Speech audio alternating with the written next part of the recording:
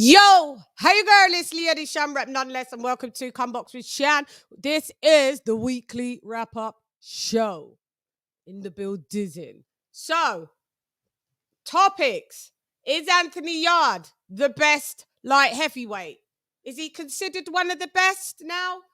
After his great victory against the rematch of Lyndon Arthur. Is Tank Davis not what we thought? Devin Haney, is he the better? Is he the better lightweight now?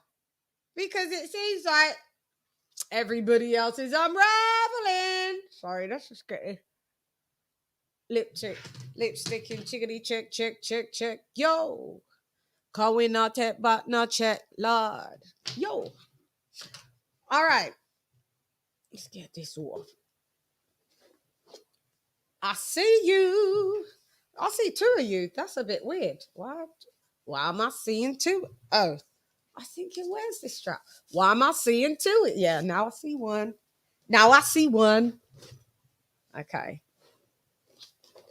Get my seat, Eddie. Gosh.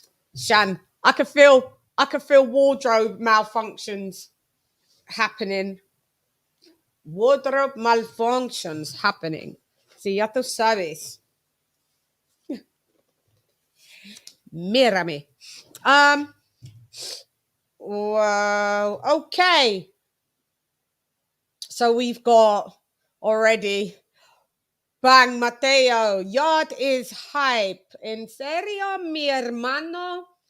No lo sé.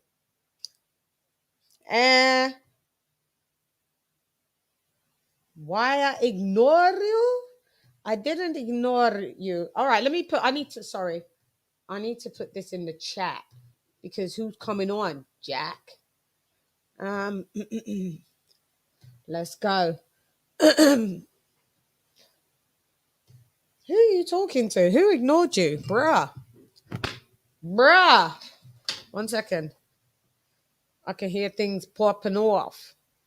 They're popping off. One sec. What's happening? Oh, what's happening? Okay. Yeah, I'm doing that anyway.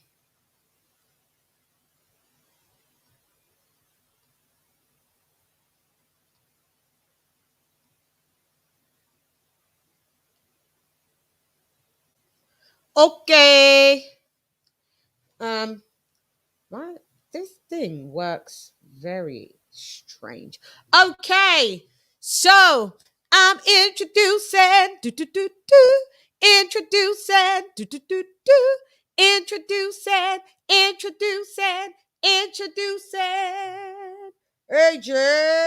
all day. Ding. What up, Joe? What did you do with the phone? What up, dog? Can you hear me? Yeah, cool. I can hear you loud and clear. What did you do with the phone? My bad. I think was there two of me that you saw? There were two of you. Okay, I had an internet issue. I had to refresh my page. No problem. I was like, is this the real AJ? Can Yeah, he please stand up? I feel home right now. I feel home every time I come on here. You back home now. What's good, Chan? And the chat, what's good? Comment, Serene, the Queen. Big up to Lisa Bell's in the building. Shaka in the building. Bang Mateo in the building. Okay, so let's go. Anybody else? No, not at the minute. I can't see anybody else. I know Coach is still on his show. I think I think he's just finishing in. So, hey Paul, what's up? You in the building? Yeah. So what I want to talk about, may as well me and you start the chop up. What's first on the docket list? Let's see. A lot of ground to cover. A lot of ground to cover. Let me get my. Now you're talking about docket list, isn't it? Let me may as well start a docket list. That's a good idea, actually. I should do that myself. Yeah, you should, because then we get to remember everything that we be saying. Okay, so Coolio and the gang. So what I want to talk about is not TBV. No TBV. But you got Lady C in the building. Exactly. No TV. Chulo is, as you can see, he's out doing the field work, we call it. He's doing the field work. He running around with the cam, getting the footage and getting the interviews. But okay. So first we're starting with Yarde Arthur. Your thoughts, AJ, all day. Well, first off, I just want to say that I had to eat a big plate of crow once the fight was over. Because I picked I picked the Linden to win again. How dare you? I know. I feel like a dumbass. I should have known better. I mean, I should have known there was lions in the camp. Yes. You know. So I after I ate my plate of crow, I had time to process. I had time to process what happened, and Yarde fucked him up. Good and motherfucking proper. I mean, see, it's funny. It's like if it was that easy to beat Linden, what happened a year ago? That's what I mean. Like I tried to explain to people. I mean, Linden boxed a good fight, but it's just that in hindsight, Yarde was so. Why was he so tentative? I mean, it's like because in his defense, he did say I think he was dealing with some issues because I think he had lost. He had a couple 4 of family members that died. Both his grandparents, his dad, and his aunt. Yeah, man. That tore me up when I heard about that. That's just crazy. You know, man, that's enough to break anybody. If I'm being honest. So I guess I'll cut him some slack for that. But he put the he settled it with this win for sure. I knew it was going to happen because basically, like I said, if anybody knows anything about Yarde, it was a bit fluky that Linden won. He got the bad version of Yarde. I always say there's reasons are not the same as excuses. I mean, I was shocked when he lost. I was shocked when he lost the first fight because I picked Yarde to win the first time. Yes, because like I said, there was a reason why he lost. Yep. It's not an excuse. There's reasons are different from excuses. And I saw people going, oh, here she goes. She's coming up with excuses. No, motherfuckers. There's reasons. Like, I may not get to class because I didn't really want to go to class. So I made up an excuse. But if I'm en route going to class, and guess what? The bus that I'm on crashes and I end up being in the hospital. That's the reason I didn't go to class. It's not an excuse. Yep. It's the reason. Mm-hmm. And this is what I was trying to tell people. Reasons and excuses. Excuses are Deontay Wilder stuff. Excuses are Teofimo Lopez and his dad. Those are excuses. Excuses are Teofimo and his father. Exactly. But reasons are Anthony Yarde not looking himself because 4 of his immediate family died. Yep. All at the same time, within back to back to back. That's a reason. It's not an excuse. So as we saw, I called it that there was going to be a stoppage, but I thought it was going to be latter rounds. I thought it was going to be later. I thought maybe about 7 because I thought I don't want it to go too long to get Linden to be in his rhythm. And I think that's what they are. Oh yeah, by the way, we will be having after his exclusive interview chop up with it on his own channel, The Fight Is Right, Tunde Ajayi. He will be coming. I will be the first person outside of that to have, a catch up and an interview. We'll be talking to Linden Arthur's lions in the camp. Tunde Ajayi, Linden Arthur's manager. I mean, Linden Arthur's Anthony Yarde's manager and trainer, one of his trainers. Well, I bet you he's on cloud 9 right now, boy. Yes. So he's got pictures on his. But pretty much. I mean, it was. I mean, he never allowed Linden to do what he did the first time. I mean, he just was aggressive and it really offset Linden, and he couldn't just jab. He really couldn't do all that. And I think with shots he did land didn't bother Anthony much this time because he was just set on getting the knockout and he got it in round 4. I was actually surprised it ended so fast. And I don't think Linden had a lot of confidence in himself during the fight. I think round by round his confidence was draining, and it's not a good sign when you're telling your son, "Don't watch the fight in case I might get knocked out." Like as you were saying, you know what I mean? Yeah. So I don't think he had much confidence going into the fight. I mean, I saw it face to face, and he seemed like confident there. But it's like I don't know. You know what I mean? Yeah. Actually, I like Linden too. He's a good boxer. I like Linden too. He's a good boxer. You know what I mean? Yeah, he's a good boxer. He's a good boxer. Got an amazing jab, and I said that from the first fight when I was analyzing him. I said this dude's got a really good jab, and that is what effectively got him the heads up and like won the match, the Yeah. fight. Yeah. Guys, I will be getting phone lines in the new year as well. It was something that I always wanted to do for the last. Like Coach Malachi. For the last 6 months, I've been talking to someone since I kind of went on to TBV, but before that, I really wanted to do it, but I didn't know how to do it and the technology needed and whatever. So now I know all the bits and pieces. Shouts out to Chulo on that. So yeah, I know what to get, and I don't want to. Sometimes I'll do phone lines, sometimes I won't. It's just not all the time. Like I like to chop things up. I don't like things to stay the same and become complacent and a bit mundane. So there'll be phone line shows and there'll be non-phone line shows, because I do like shows where it'd be good to have panel and phone line, panel only. Because the callers might have different takes on certain things. Yeah, I know a lot of people do like going back to the old school and like doing they do like calling in. Lions in the camp, late show 42. Sorry, I disagree with that comment there. Some Shaka meets Rogers, British stoppage. That wasn't a I don't think that was a premature stoppage. Lyndon was hurt; he was going to get knocked out. If that's what he's talking, that's what that person is talking about. Yeah, okay, that's what you meant by British stoppage. Yeah, because we always get is that we stop early. In some instances, I've seen it definitely, and in some instances, I haven't seen it. But I think we kind of follow a bit of the rules as much as that we don't want fighters. There you are. You're always free to come on the panel, Tony. We here, Tony. Because we don't want we want fighters to live another day. I'm one of those fight fans that I'm like, don't stop it. Like I want it to keep on going. But we are in London in the rematch. No problem with that. Listen, if you saw the fighter didn't contest it, then what does that mean? Oh no, Lyndon didn't have a problem with it at all. He didn't protest. Nada. Nope. I can only see if he was protesting. Then there was he was going to get hurt. If he let it continue, Lyndon was going to get knocked out. I'm for sure of it. Yeah, he said nothing. Did nothing at all. No protest. So yeah, that was a good stoppage to me. Nothing wrong with it. Yeah.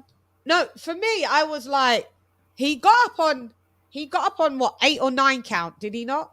Yeah, I think so. But the ref he made the count, but I'm not sure why the wave off, because did the ref? I thought I saw a wabbit. Did the ref see something in his eyes that obviously maybe we couldn't see as a ref? Because I think so, because I got to rewatch it. I mean, because he got dropped. Then I thought it was over, right? I thought he wouldn't beat the count, but he did. But then maybe the ref saw something in his eyes that maybe he didn't want to continue. It was the right call because Lyndon didn't protest. He didn't have an issue with it, so I'd say it was the right call. Wow. Yeah, I'd say it was the right. Yeah, I just didn't get why it was the immediate stoppage though. Yeah. Like, did he get counted out? I got to rewatch it now. And now I'm curious. I just saw it once, so it's kind of hard for me to remember. But yeah. Yeah, I can't play it on thingamajig because no. You don't want that to happen again. Yeah, that same old shit happens again. You need to come on with all of these allegations. I need to hear this shit out of your mouth. Come on, now. That's my dude. Come on, get your ass on the panel. You probably driving. No, you at home because you said you wasn't feeling too well. So I know you did. I know you was up doing your thing. So hey, but him Yarde versus Joe Smith next year. Let's get it. I want to see it. Hopefully, Joe Smith wins beats Callum Johnson. Now this is a good question, Joe Smith. Now, sorry. Did you see the Vlasov fight? You get a chance to catch it yet? No, the Vlasov fight with with Joe Smith, who got robbed. Who Boazzi was going to fight. Yeah, correct. Yeah, I please remind me again in the thingy. Okay, for sure. If you need me to send it to you, I will. Let me know. So. Yeah, just send me the link. Okay, yeah, we'll do. Thanks, because I do really need to. Let me watch that. So, would you say is Yarde one of the best light heavyweights? We saw him go to Sergey Kovalev, put the brakes on Kovalev, but unfortunately ran out of gas. Yep. And the jab killed him, and it was game over due to sheer exhaustion. Yep. Now, let me tell you that Anthony Yarde has only had 12 amateur fights. Yep, he has. So everything he's achieved, for me, is quite incredible. It's pretty extraordinary, to be honest. Yeah, so he's kind of learning on the fly. Yeah, he's learning on the job. Basically, he's learning on the. Yeah. Oh yeah. Sorry, Kenny couldn't make it today because it's football. What we call football, what you guys call soccer. It's Good. Oh, got you. Okay. Shout out to Kenny Ken. Yeah, shout out to Kenny Ken. We miss ya. Where was Leon at? He'll be back in 15 minutes. I don't know where Leon's at. He decided to. Is he part of our group thing or no? He decided to depart. So I don't know what happened. Yeah. I called him. Doesn't answer the phone. Answered the phone once. Said he'll call me back. Prayers. Hope he's all right. Yeah. So no, he's been posting on Instagram. Okay. So, got you. You know, I can't deal with people's problems if they've got an issue and they don't want to say anything, then yeah. I'm like that too. I respect people's privacy if they don't want to comment on nothing. So yeah, but if he doesn't have the respect to, you know, that me and him was from day dot, and he doesn't feel that he wants to, and it's just like exit stage left and doesn't say anything, I take that as rude as well. I've tried. So true. No. So yeah. So LadyChann, so is he one of the top echelon light heavyweights? Does he? Because for me, going to Joe Smith after the winner of Smith and Johnson, no bueno para mí. No good, no good for me. I don't think that should be done. I think he needs an interim or two fight in between. Yeah. Because this domestic. I'm telling you now, because Joe Smith, he may be Joe Smith. He's another punch. He could punch, and he could take a punch. Yup. This is what I'm saying. Joe's no joke. Yeah, this is so. We don't want to get all of this build up and get Yarde in a good place only just to give him no legs and no wins under his sails. Yeah, in my opinion. I mean, I have no issue with the fight. I mean, I'd like to. I mean, I agree with you. He does need maybe another step up a fight or two, but hey man, if he wants to go right into it now, I don't have an issue with it. Yeah. Guys, can you all press the like button, please? Just quickly, because it helps with the visibility of the shizo and everybody gets to see it, pushes it out. If you have a channel, please share it on your community that the live's taking place. Everybody can come in, chop up. We get eyes on it, we get views, and we get multiple opinions, and this is what the show is about. So to answer your question, is he? Do I think? No. He beat Lyndon emphatically this time, and before that, he really I mean, his resume is kind of dry. You know, it's kind of hard to say that he's one of the best light heavyweights. I mean, if he does, I mean, it would all depend on how he does in this next fight against the winner of Callum Johnson and Joe Smith to, you know, signify his status in the heavyweight division, like the light heavyweight division. But right now, no, I wouldn't consider him one of the best, if I'm being honest. Where would you place him in the top? So you wouldn't place him in the top 10 of light heavyweight. So I'm not that great versed in it. Would you place him top 15? Top 15, not top 10. So you'd go from like 11 to 15 yards. Yeah, because he's not even ranked in the top 10 of anything at all right now. He is now, I think, because he took over Lyndon Arthur's WB. Oh yeah, that's just the that's just the WBO rankings. I'm talking about like Box Rec in the ring. Like he's not in the top 10 of those. So I don't think Lyndon was either. So it's I'd say top 15. I believe. El Rey, ¿cómo estás? ¿Cómo va tu tía? Are you fluent in Spanish? Huh? Are you fluent in Spanish? Yeah, I'm talking to someone on there. Yeah. No, I've always wondered about that. You always speak Spanish. I just wondered if you were fluent. Oh, yeah.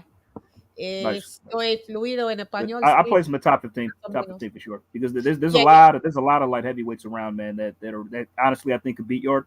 Beterbiev, Bivol, Joe Smith, Gilberto Ramirez is in the mix now. Yeah, we've got Biffle still around. Beterbiev. Marcus Brown, stuff like that. I mean, I think those are all guys that I can honestly beat him, if I'm being honest. So. I mean, not to hate on him too much. I mean, I'm not trying to give him a hard time. I'm just trying to keep it real. Biffle is a no for you. Biffle v. Yarde, who wins? Biffle. How tall is Biffle? Biffle's one of the shorter guys, but Biffle is 6 feet, I believe. Let me check. Hold on. 6 foot. And he's 6 feet. He's 6 feet. I think Yarde's the same, so that would be the same. He's relatively small as a light heavyweight too. He's not that big, like body size. He's probably Biffle. Yeah, he's kind of small because he can go down to light middleweight. I mean, to super middle, I believe. He can make that. So with his Canelo shit. He did improve, in my opinion. So it's a win-win situation for me and Yarde. Me too. He did show some improvement. I'll tell you this though, like if Smith beats Callum Johnson, I'm picking him to win. By the way, that fight.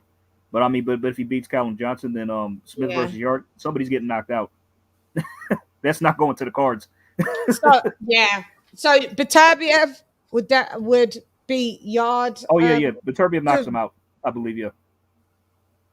I see, but Beterbiev is one of the biggest punchers at this weight. He's knocked out everybody he's fought this far. So yeah, he stopped and knocked out everybody he's fought. So Beterbiev, I got him knocking out Yarde. People's questions. Yeah. How so? What? I'm wondering. What do you mean? How so? And then I can clarify. How so?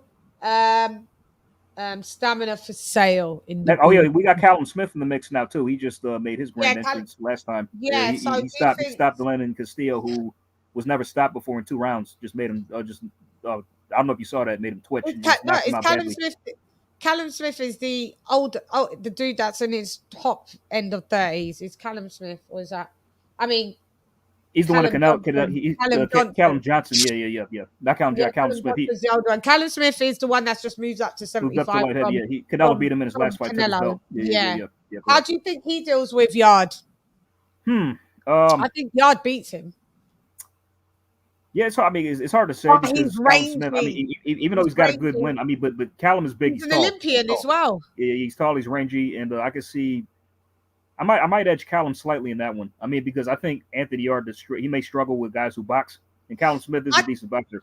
No, I think Yarde gets that because I think because I think that what I saw with the Canelo, I think that Smith has problems with maybe a shorter fighter, stockier fighter, and Yarde has more of the dimensions of a Canelo than a typical light heavyweight like the Johnsons, the Smiths.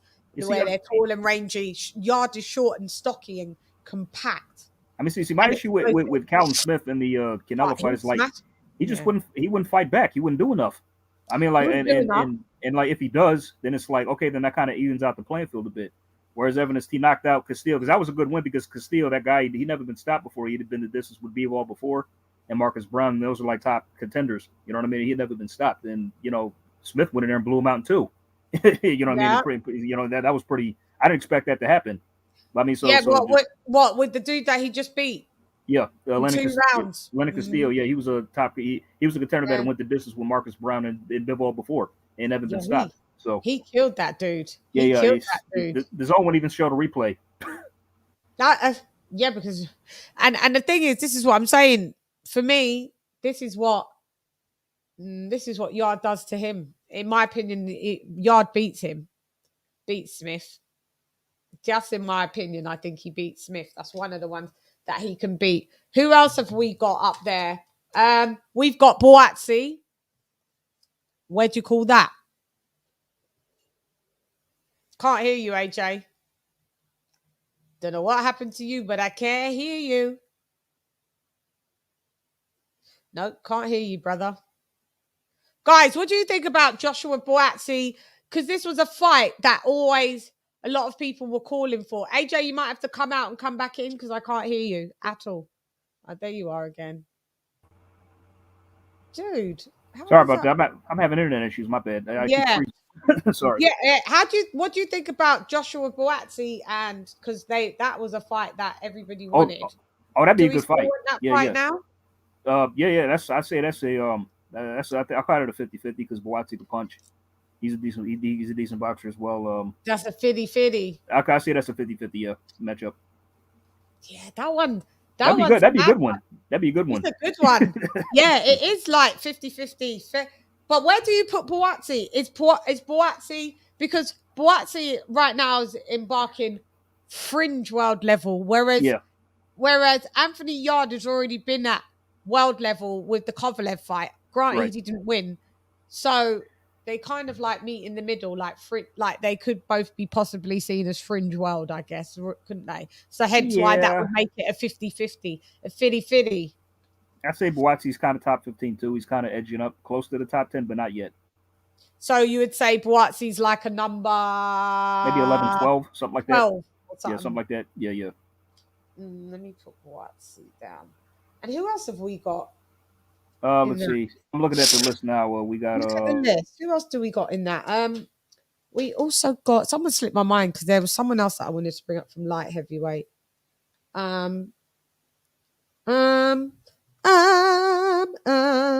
Hey, LadyChann, love your content, and I love you right back.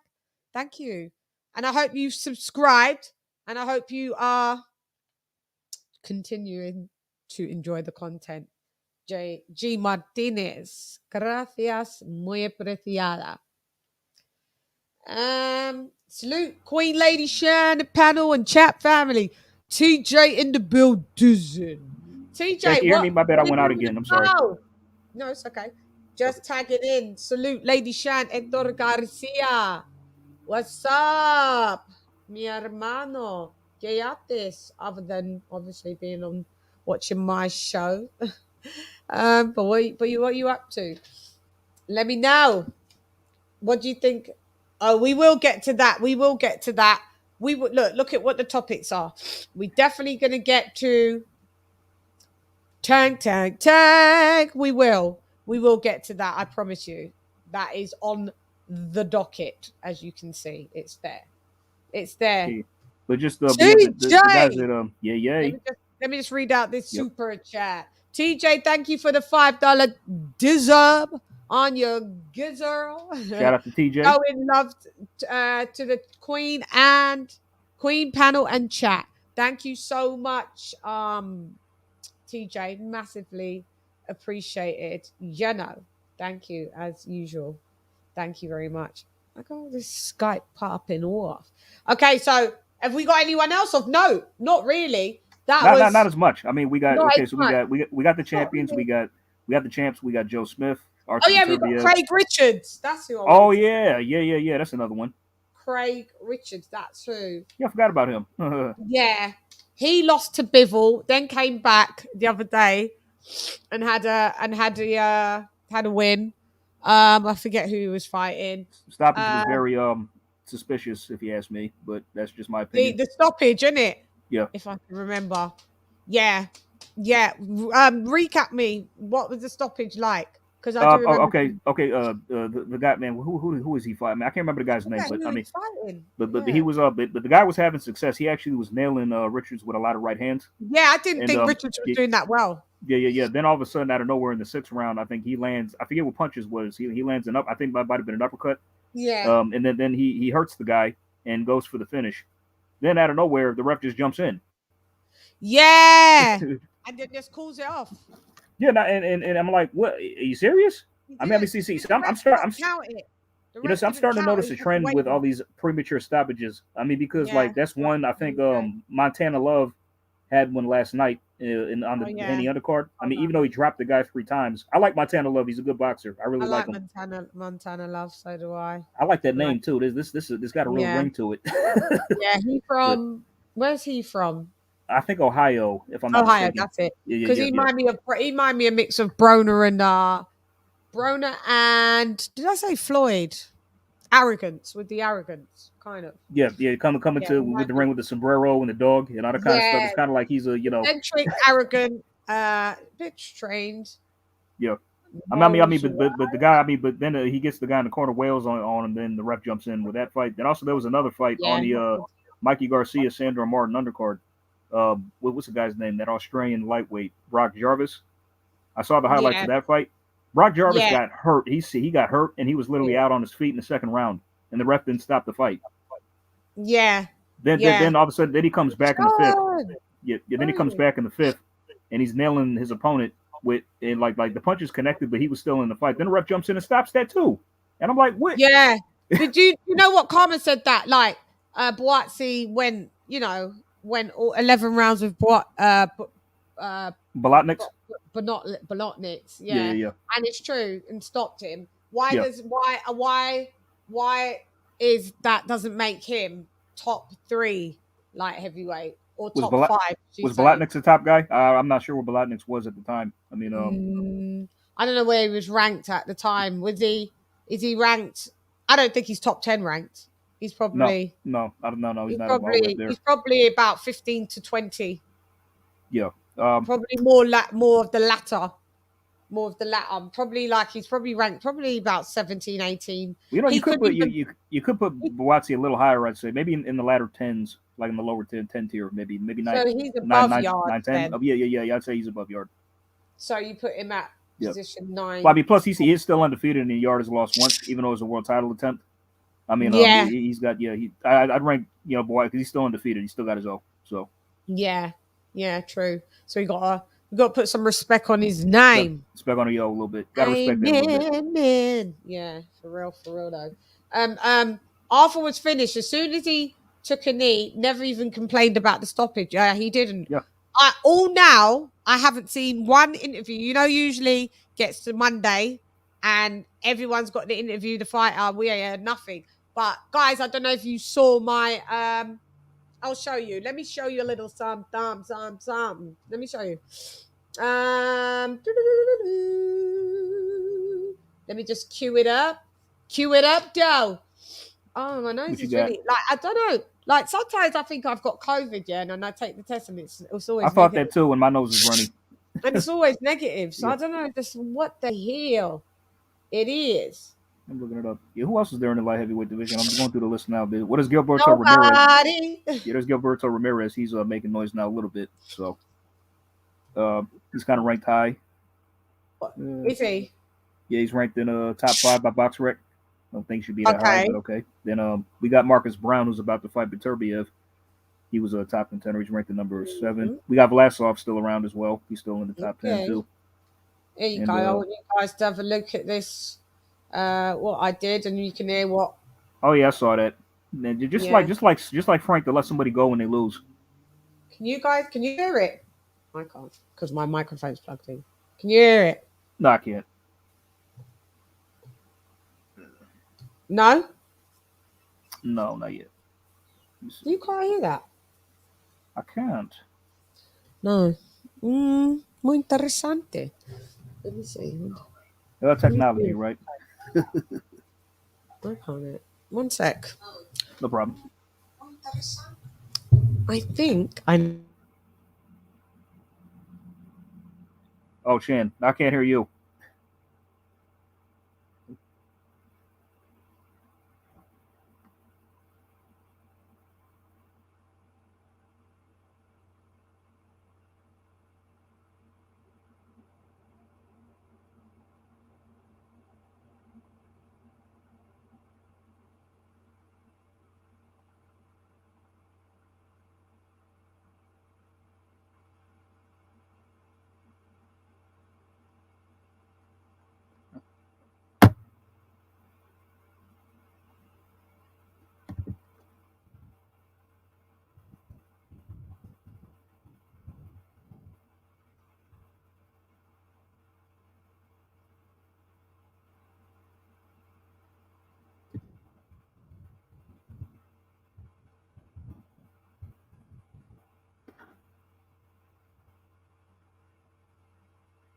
Can't hear you either. Okay, you're good. You're good now.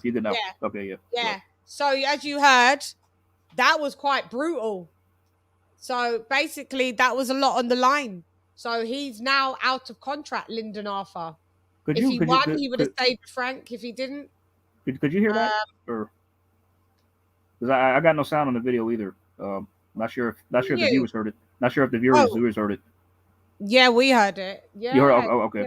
All right, okay. Yeah, he said basically.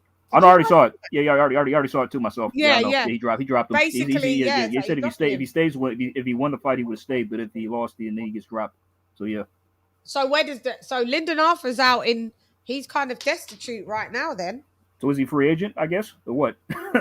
Free agent. That's barely had an agent. It's not like in his position in his where he is in his Well, he wasn't even supposed to win that first fight with Yarde. He wasn't supposed to win that one. Yeah, where he is in his career, he can't afford to be a free agent. He hasn't done anything. Like it's not like he's did like what the greats have done and then decided to now be a free agent. For him, this is bad news. Yeah, it's not good. It's not good. It's not like he had much momentum behind him in the first place. Anyway, I mean, before the Yarde fight, I never heard of the guy. Neither the first fight. Neither had I. Neither had I. So this is what I'm saying. I don't know if this is a good thing. This is why they didn't want to do the rematch, because we'll talk about this with Tunde though. I can't wait next week. They signed a rematch clause, but Lyndon Arthur tried his best to get out of doing the second fight, because after the first fight they came into the dressing room. Well, Pat Barrett came into the dressing room and said, listen, that was really a close fight, and we really don't want this rematch. We want Lyndon to try and make some money. So basically that's what we want him to do. We don't really want a rematch, because they knew they knew my Charlo. Well, yeah, the worries were well founded, because look what just happened. And they lost. Yeah, look what just happened. That's back. So they tried to refute it, fight it, and man. Hence the not the confidence on Lyndon in this fight. So, and this is what I'm saying. So I'm just happy for Anthony Yarde and his win. I knew it. No excuses. There was just a reason why you couldn't. Let me just see what you guys in the chiggity chat in the chit. Oh no, I don't know. You still couldn't hear. You couldn't. Couldn't you have heard that when I was playing it? I don't understand when it does this screen share. Why does it do this type of stuff? Let me just see. You tell me. It doesn't matter if you can't hear me. Let me just hear it. I'm just doing a tester. No, you're good.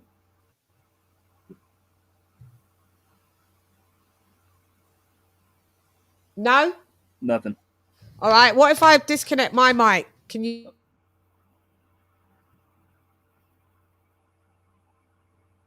Still nothing. So yeah, that's interesting. So I guess you're good. You got it. Okay, I get where it is, because I had it mute. Okay, one sec. So guys, this is where it is. This is what happened. Cool. This is what I had to say. Those punches tonight. I don't think anybody will. Frank, can I ask promotionally with Lyndon, what is the situation moving forward with you and him? With Lyndon? Yeah. If he won tonight, it was with us still, and if he got beat, then it was the end of the contract. Okay. Will you talk to Pat and Lyndon about? Of course. I like Lyndon. I mean, I never had a problem with Lyndon. It's not at all. Never had a moment's problem with Lyndon. You know, it was a bit annoying what was going on in the background afterwards, and some of the denying there was a contract. That was not right. But anyway, we got over that, and it is what it is. But yeah, I like Lyndon. I think Lyndon's a really good fighter. Yes, as you can see, I like Lyndon. I like, Yeah, sure you do, Frank. Right. I like. Yeah. No, you don't. Yeah, sure you do. Charlo for dropping that half a dub on your girl. Yeah. Hey, Leroy. As Malachi would say, hey Leroy. Yeah, Malachi would say dollar pounds. Queen LadyChann, in my opinion, the GOAT of YTBC, with new media, Coach Mal. Salute everyone. Charlo, that is so nice. Me and Mal will take very kindly to that. Massive appreciative. And we can't do it without you guys coming over and rocking with us tonight and rocking with me. I've been here 12. I've been on YouTube 13 months soon. Like this month, last month it was 12 months. So nice. Yeah, so we're doing my actual YouTube, my actual boxing content, not my YouTube channel, but the content. I started boxing content a year ago, and without you guys, it can't happen. So I massively appreciate it. Growing in the sport, learning, student of the game. That's what I am. So What I know. What I don't know, I don't know. And I kick back and I learn with all of you guys that do know. So, bars. But so he's out of a contract now. Anthony Yarde. I wonder if that was going to be. I want to ask that to Tunde. I wonder if that was going to be the same deal for Tunde. If they lost, was Yarde out? It must have been, innit? I strongly doubt it. I don't know, man, because it's just flimsy. Because, like, I think Frank Warren is favored. He's really backing Anthony Yarde more than Lyndon. Yeah. So there was probably something. I hated that. He's like, you're making where's that? Oh, there it is. You're making. We can tell that Yarde is the favorite. Well, Yarde was there first. Well, I mean, it's funny. Like, I don't understand. It's like this favoritism that promoters play with their fighters. If both of them are signed to him, like, you should have a horse in the race. In that case, whoever wins, you still win. Yeah, you know what I mean? Yeah, you need to be neutral. That's why I was kind of I found it funny when Daniel Dubois lost to Joe Joyce, because like Frank really wanted him to win that fight. Who did you think? Frank? I didn't think Frank was that bothered when Dubois. No. He was a bit more bothered. He was more bothered, and then he had to jump on the Joe Joyce train when Dubois was out of commission. Yeah, he kind of switched sides. Let me Graham Taylor dropping that to Squid on you, girl. Charlo has more money than me. Charlo, Charlo. Maybe, maybe a little bit more, maybe a little bit less. You never know. It doesn't matter. Yeah, it's about the heart, and you absolutely always donate when you're ready, and I massively appreciate it. So don't worry about it, because I appreciate you, Graham Taylor. And we've got introducing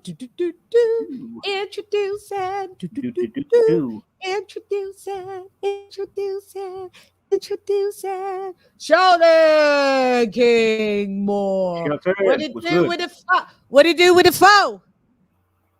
Oh God, here we go. Oh snap! Oh no! Shelton, don't know where you you're there? now. Good. Don't know where Shelton's He always in his car, man. He's always on the go. I don't know where he's going. Maybe he's going, well, yeah. Can't hear you, Shelton. Can't hear you, kids. See you. Frank was pissed off when Joyce won. You see in the interview after the fight. Yeah, he was pissed off when Joyce won. But that's why you shouldn't play favorites. That's exactly why you shouldn't play favorites. Yeah, you're not supposed to do that. You're not supposed to. I predict Conor will be a premature stoppage because it's UK. Oh yeah, he's gonna knock out Chris Algieri. That's what I see. So he's gonna stop him. Yeah. I might not even watch that. I might skip it. Yeah, who cares about that fight? I don't really care about that fight. Like, who cares, really? Yeah, like, it's whatever. Credit to Algieri for taking it, but other than that, it doesn't really pique my interest. Don't. Yeah, no. I'm just waiting for. Did you ever see his fight against Pacquiao? Chris Algieri and Pacquiao? No. Yeah. They fought back in 2014. This is back when Algieri was still undefeated, and his trainer was kind of right. Beat him by UD after dropping him like 5 or 6 times. Oh really? Oh really? During the commentary, it was so hilarious.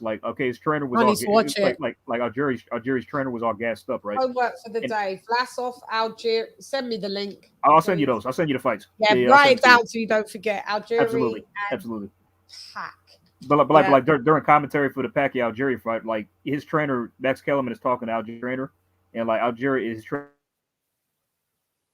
Hang on, you got a bit funny. You got a bit chopped up right there. Yeah, you got chopped up. You might have to refresh. Yeah, you got to refresh, AJ. We can't hear you. We can hear you. Charlo, thanks a lot for that comment. Massively appreciated. That super chat and the comment. Let's see if we can hear you now. Now people always call me. There you are. Oh, you got a phone call. That's what did it. Right. AJ, we can't hear you, so you're gonna have to drop off, AJ, and come back. I can't hear you. Right when you just put me on, Chan, I got a phone call. You got a phone call at the same time. Talk to me, King. What else, yo? What do you do with the phone? How you doing? Chan? I love you, girl. What's going on with you? Love you more with the more. Nothing, man. Just trying to chop it up about because I know. Was you at work, Shelton? Because I didn't really hear from you. I didn't really see you on the group too much when these fights were popping off and all of this. Yeah, I was working. So yeah, I didn't see the fight last night. I watched the Haney fight yesterday. I'm gonna watch it. Yeah, the Haney fight yesterday. Yeah. Now I haven't seen the Tank fight yet. Did you watch the Anthony Yarde one? Yeah, I saw the Anthony Yarde fight. All right, can you give me your thoughts on that? What Anthony Yarde looked like the Anthony Yarde that we used to seeing. Yeah, you know, it didn't get a chance to go far enough for stamina issues to take place because the 4th round he got him up out of there, but he was going to the body. He looked strong. He looked fast. He looked like Anthony Yarde. He looked like the Anthony Yarde that damn near beat Kovalev. That's what he looked like. Yeah. And where do you rank him? Where do you rank him out of the light heavies? As a light heavyweight, he's in the top 10. I think he's in the top 10. I think he's the top 10 light heavyweight. It's funny because AJ puts him at the latter end of like between 11 and 15. That's no, he's harsh, the top 10 light heavyweight. I mean, the heavyweight division, the light heavyweight division is not that stacked. I mean, you got a couple guys at the top. You got Bevo, Better Beef. You got Zerto Ramirez. You got Marcus Brown. You got Joe Smith. And after that 5, it's, anybody else can be in there. Because Joe Smith, in my opinion, is the weakest of the champion. If you want to be honest. Mm-hmm. What's good, Chanky? Hear me?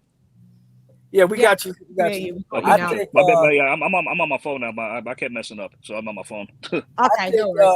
Anthony Yarde could take Joe Smith, and he could take Marcus Brown, I believe. See, I would love to see both of those fights. Yeah, top 10 for sure. Top 10 for sure. Hector Garcia is saying, and that is right. Yeah, it's funny. AJ. So you placed Yarde.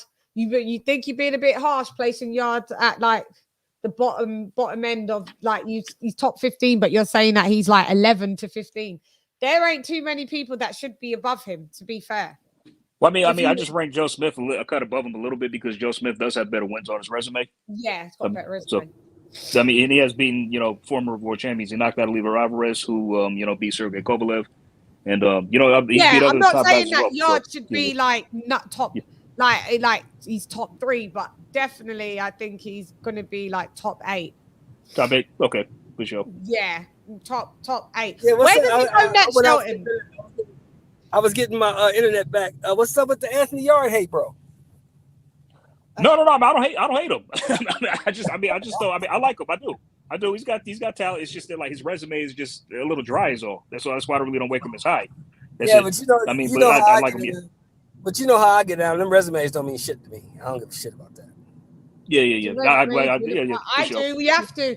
Me and Shelton always disagree on this. Resumes, it has to. It's got to mean something. It's got to be something a little bit. Yeah. Well, let's be honest. Did the resume mean anything when T.O. fought Kambosos? Didn't mean shit, did it? No, resumes. No, it didn't. I mean, sometimes it doesn't. I mean, sometimes it doesn't matter. You're right. That's true. Sometimes it doesn't matter, but sometimes it does. Did the resume matter when Crawford fought Porter? Didn't mean a goddamn thing. I feel you. Bobby, but that's the thing about boxing. Sometimes it counts and sometimes it doesn't. And also styles make fights. You know what I'm saying? I think all of us, Chann's knowledgeable. Chan been watching boxing her whole damn near adult life. Mm-hmm. You've been watching boxing for some years. I've been watching boxing for 40, damn near 50. You know what I'm saying? Life. Yeah. We know what the eye test is. The eye test tells you what you need to know. Yeah. It tells you what you need to know. Yeah. Now, we all knew, let's be honest. We all thought Teofimo was going to win. But we all knew Teofimo Lopez was not what they said he was. Did we not? Yeah. Yeah.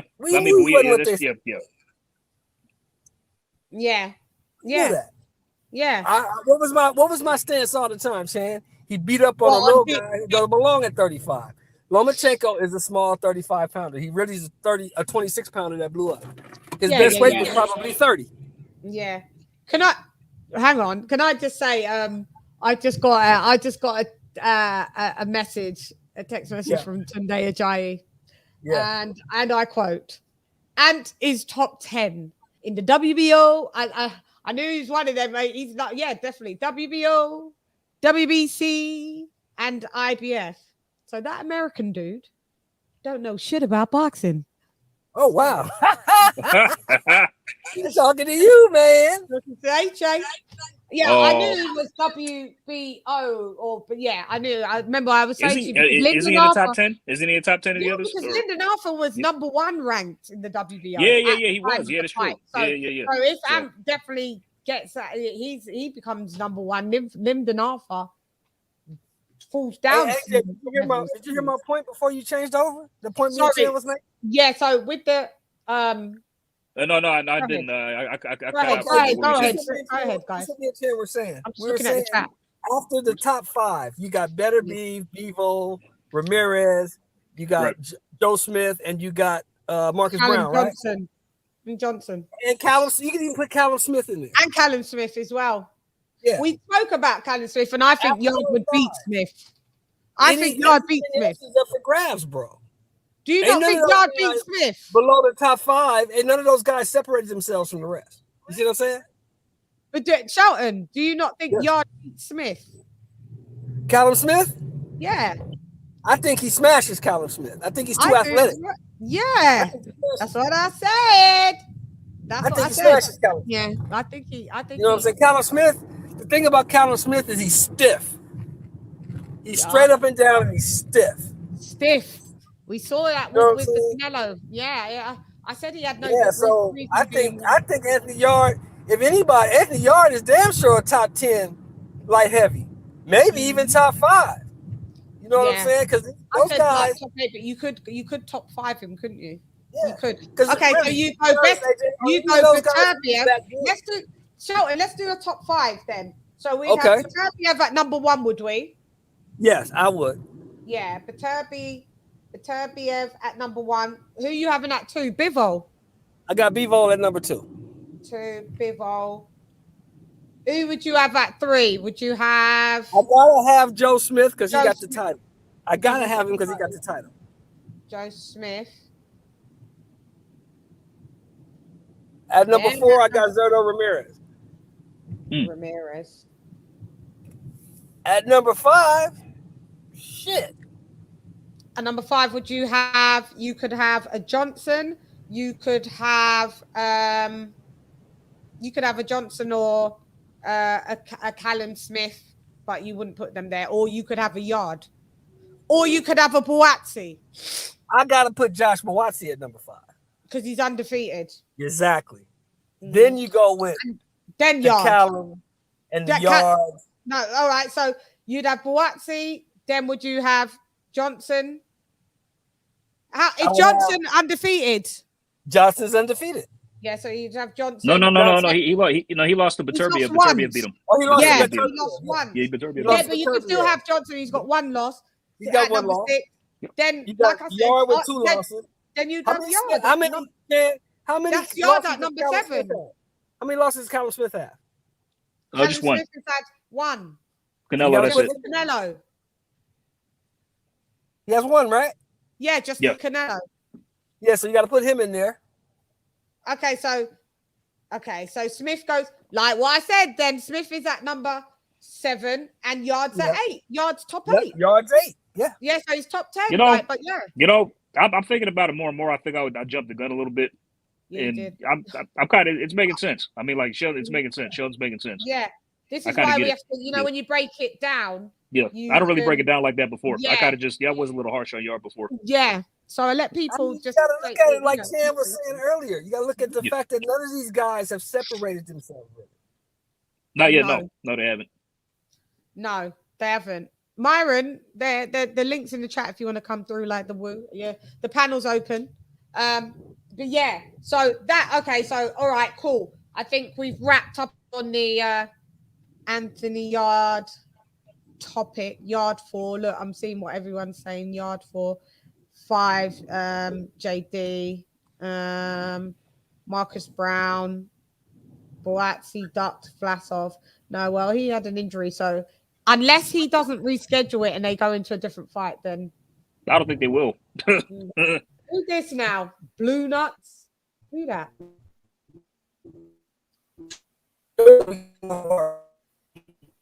Yeah, your Wi-Fi. Can't hear that at all. Yeah. Your Wi-Fi. It's not me. Can you hear me? That's not my Wi-Fi. Oh no, that's it. Oh, is that you, Myron? Yes. Why are you blue nuts? Change your fucking name. No, that's my other. That's my alter. I mean, my little partner. Huh? That's my little partner. You ain't never seen my. So, Chan, did you watch the fight last night? No, I haven't. Hey, peace everybody on the channel. Did anybody watch it? Because I was working. No, hang on. So no, I saw bits. I saw bits, but I'm gonna watch in entirety. What, you talking about the Tank thing now? Because we're moving on to. All right, so we'll move on to Tank. Let's talk about Tank. Big up Miss LadyChann and all the brothers in the live and hangout. Yeah, big up to all of y'all. All right, so let's talk about Tank. Thank you for the Anthony Yard chop up. So now we're moving on to Tank. That was Tank. I don't know what to say about Tank. It's making me think Tank ain't may not what we think he is to be. He's a talented young brother, but not young as in as a kid young. But he's a talented dude. But I think, iron sharpens iron, and at the end of the day, he ain't been fighting anyone that's going to sharpen him up, and I think that's what we saw. You tell me what you think. I haven't seen it. Now I heard that he broke 2 knuckles. Bro, but he went in there with. Now I heard he went in there with that injury, like you said. Okay, well that could have been a factor. From what I've been hearing, there's an echo. They say Tank outboxed the guy with one hand. Is that true, AJ? In the later rounds. Yes, talk, because you saw it, Myron. So go ahead. Myron, why am I echoing? Let me fix it. You got That's all. open. That's all too. He Tank got boxed in the later rounds. Cruz started out strong, but then Tank kind of picked it up late. So who did you have winning, AJ, that fight? It could have been a draw, but I think Tank maybe edged it by a round or two. I'd like to watch it again to score it. We're doing a rewatch of it on Wednesday. So then we'll finally score it. But we're going to do a nice rewatch of that fight on Wednesday, guys. So please join us, and we'll point score it, and we'll go from there. So you had Tank initially as you had it as a draw, but Tank slightly etching. Yeah, draw. There's Tank slightly edging it, just slightly. So. Okay, Tank, Myron, what did you have? A Tank won it hands down, but the dude, he won it hands down. But the dude, that little bastard is just a tough bastard. I mean, he's just a hard head dude, and you're gonna run into those guys. He's not ranked in the top 10 on all the charts for no reason. He's top 10 in the IBF, WBA, WBC, and everything. Who, the Mexican you? Isaac Cruz, and he's tough. He came in. I don't know if he had 1 loss or 1 draw on his record. He was just a tough fighter who hasn't got the promotional backing or the big name, and you won't have a lot of fighters like that, like Murderous Row from the past. He's just one of those fighters. He was tough as hell, and probably nobody gonna be able to knock that little hard-headed Bama out. I know exactly what Tank probably, they say he came in with the hand hurting, but it wasn't fully officially probably get broke, because I see many times the Cruz was squashed down low and Tank did hit him on his forehead and the top of his head. Yeah, and that's when I thought that he got the injury. Yeah, but before that, Tank was welling on his ass. It was around, I think, the 5th round where Tank was putting damage on him. And he was close about get him out of there. But that kid got great recovery ability. Again, he has a hard ass head. He was tough as nails. And some of those guys, you're not going to knock those dudes out. You know what I'm saying? I mean, you look from that fight, even after the fight, his face did not look like any bruise or anything. Nothing in the press conference. Did you see his face at the press conference? Yeah, he was fine. It looked like he just came out the shot. I mean, like he was about to go into a fight. About his day. Yeah, fine. Yeah. You know what I mean? You got some of those just hard-head bastards like that. Bernard Hopkins was one of them. Roberto Duran was one of them. You got a lot of those fighters. So overall, Tank, I mean, you can see Tank outboxed him. The kid didn't have a jab, you know what I mean? Really? But he was coming in, working great body shots and everything. Right. Tank took quite a bit of some, like about 3 or 4 good heavy punches from him. And one of them seemed, I think, really stunned Tank and kind of hurt him, but Tank shook the shit off. It wasn't visibly hurt. You couldn't tell, but he was up against the ropes. And Tank was like, oh shit, this motherfucker caught me, and just like grabbed a little bit, then danced away a little bit. But Tank can take a hell of a punch himself. Tank is one of those hard-head bastards. Besides the little scratch on his forehead, you know what I mean? You couldn't tell Tank was in a fight. You know what I mean? But Cruz did have a little swelling on the left eye, around the left cheek, that I noticed. If you look at the angles, but if you look at the face head on, it looked like he wasn't in a fight. But if you got to look at the size of his face, you say, okay, because Tank was catching with some hella hooks around his guard. How many rounds did you have Tank winning then? Oh, what was the round? 7-5. 7-5. Yeah, so 7-5, 8-4. Yeah, 7-5. It was no knockdowns and everything, but Tank was fairly just, I mean, boxing him and turning him. And then it came to the point where your boy Pitbull Cruz was putting a leg out there, tripping Tank up on the turns. You know what I mean? That's when you seen Gervonta slip up or go to the ground, whatever. Because his movement was good. Gervonta got some great movement, great legs. He can box. And then when Isaac Cruz, he had to be defeated. The thing is, Tank did not throw that freaking his left hand. He did not throw the left hand at all in the 11th round, hardly. At all. It was just a jab. 12th round, specifically the jab. And Cruz did not take advantage of it. You feel me? You can see he didn't even want to block with the left hand. It must have been hurt that much from like 11 and 12, definitely. The championship rounds, and Cruz could not get inside Gervonta's jab and his movement. So that right there, he won the last 2 rounds just off the fucking jab. So it was like, wow, you know what I mean? So the kid earned the win. And he was visibly hurting it because he was not throwing it at all. Go watch. Have you watched the fight? No, I got to watch it again, and it's... See, 11 to 12 round, you notice Tank did not throw the left hand. Yeah, no, he didn't throw the left hand. He didn't throw his left hand. Right. He didn't throw the left hand at all. He was just jabbing. 3 rounds for the championship rounds mainly. He didn't throw it at all. It was just jabbing him off. He was uppercutting still with the right. I'm like, damn, that was more impressive than the first fucking 8 rounds, 9 rounds to me. But you know. But what I'm saying, let me just read this super chat. Charlo, £5 on your gizzard. Thanks for your second super chat. Thank you very much.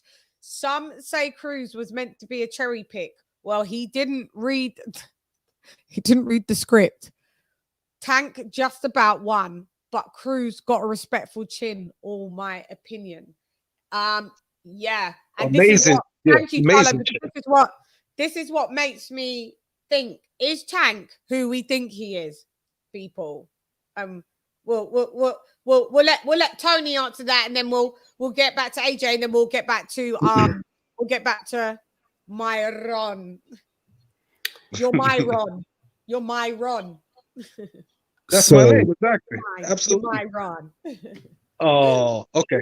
So here we go. Let's go ahead and make people upset. Tank lost that fucking fight. He lost it. Now I'm gonna give you the round. Make people upset. Do you ever come? But you know what? I make them upset. I don't make them. I love you regardless. You know what though, Lady Chann? Facts don't deal in emotions. It's facts over emotions, facts over feelings, and that is exactly what we push, and that is the truth. So you know. So I'm gonna give you the rounds that I picked, and I'm not just saying this just now. And while I was listening to Buddy talk, Myron talk, I went ahead and looked up the punch stats just to see how accurate I was. Now, before I just Googled this right now to see if the CompuBox route. Yeah. And I don't always more power punches. Hold on. Earlier, well, actually, last night, right after the fight, I had already made a video. So the rounds I'm about to tell you are already set in stone from last night. Okay. Before the CompuBox ever came out. So I gave Cruz round 1 and 2, Davis round 3, Cruz round 4, Davis 5 and 6, Cruz 7 and 8, Davis 9, Cruz 10, 11, and Davis 12. That is 7-5 for Cruz. Now, let me tell you this, LadyChann. I'm looking at the CompuBox right now.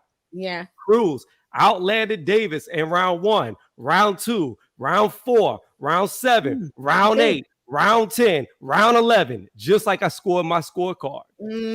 So now I have the empirical factual numbers to back what my eyes were telling me. So,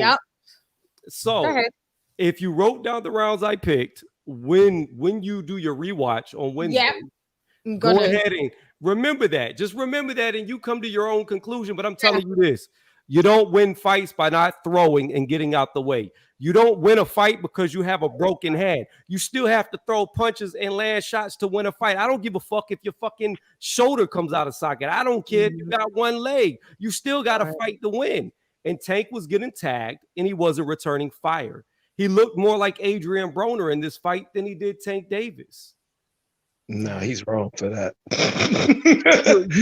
you go see it tomorrow. Yeah, I know. Hey, LadyChann. LadyChann, just do this. When you watch the fight, LadyChann, when you watch the fight, just cut the volume off. Cut the volume off. Yeah, because I'm hearing these commentators. I'm hearing that the commentators were, as they usually, they're biased. Cut the volume off. Yeah, just cut the volume down all the way off and watch the fight. The house fighter had to win. But Myron, I'm hearing the house fighter had to win, and that the house fighter was Tank. So, but Tony, how does that make? Has your estimations of Tank? I didn't know where they was in the first place, but has your estimations of Tank changed now? I'm going to say this right now. Even though I believe Tank lost this fight, I don't think this fight really matters as far as skill set goes, and I'm going to say why. I went to several different panels and I was asking people, and I was being honest because I've been extremely sick. So I didn't get to do film research. I didn't look up Cruz. I didn't know anything about him.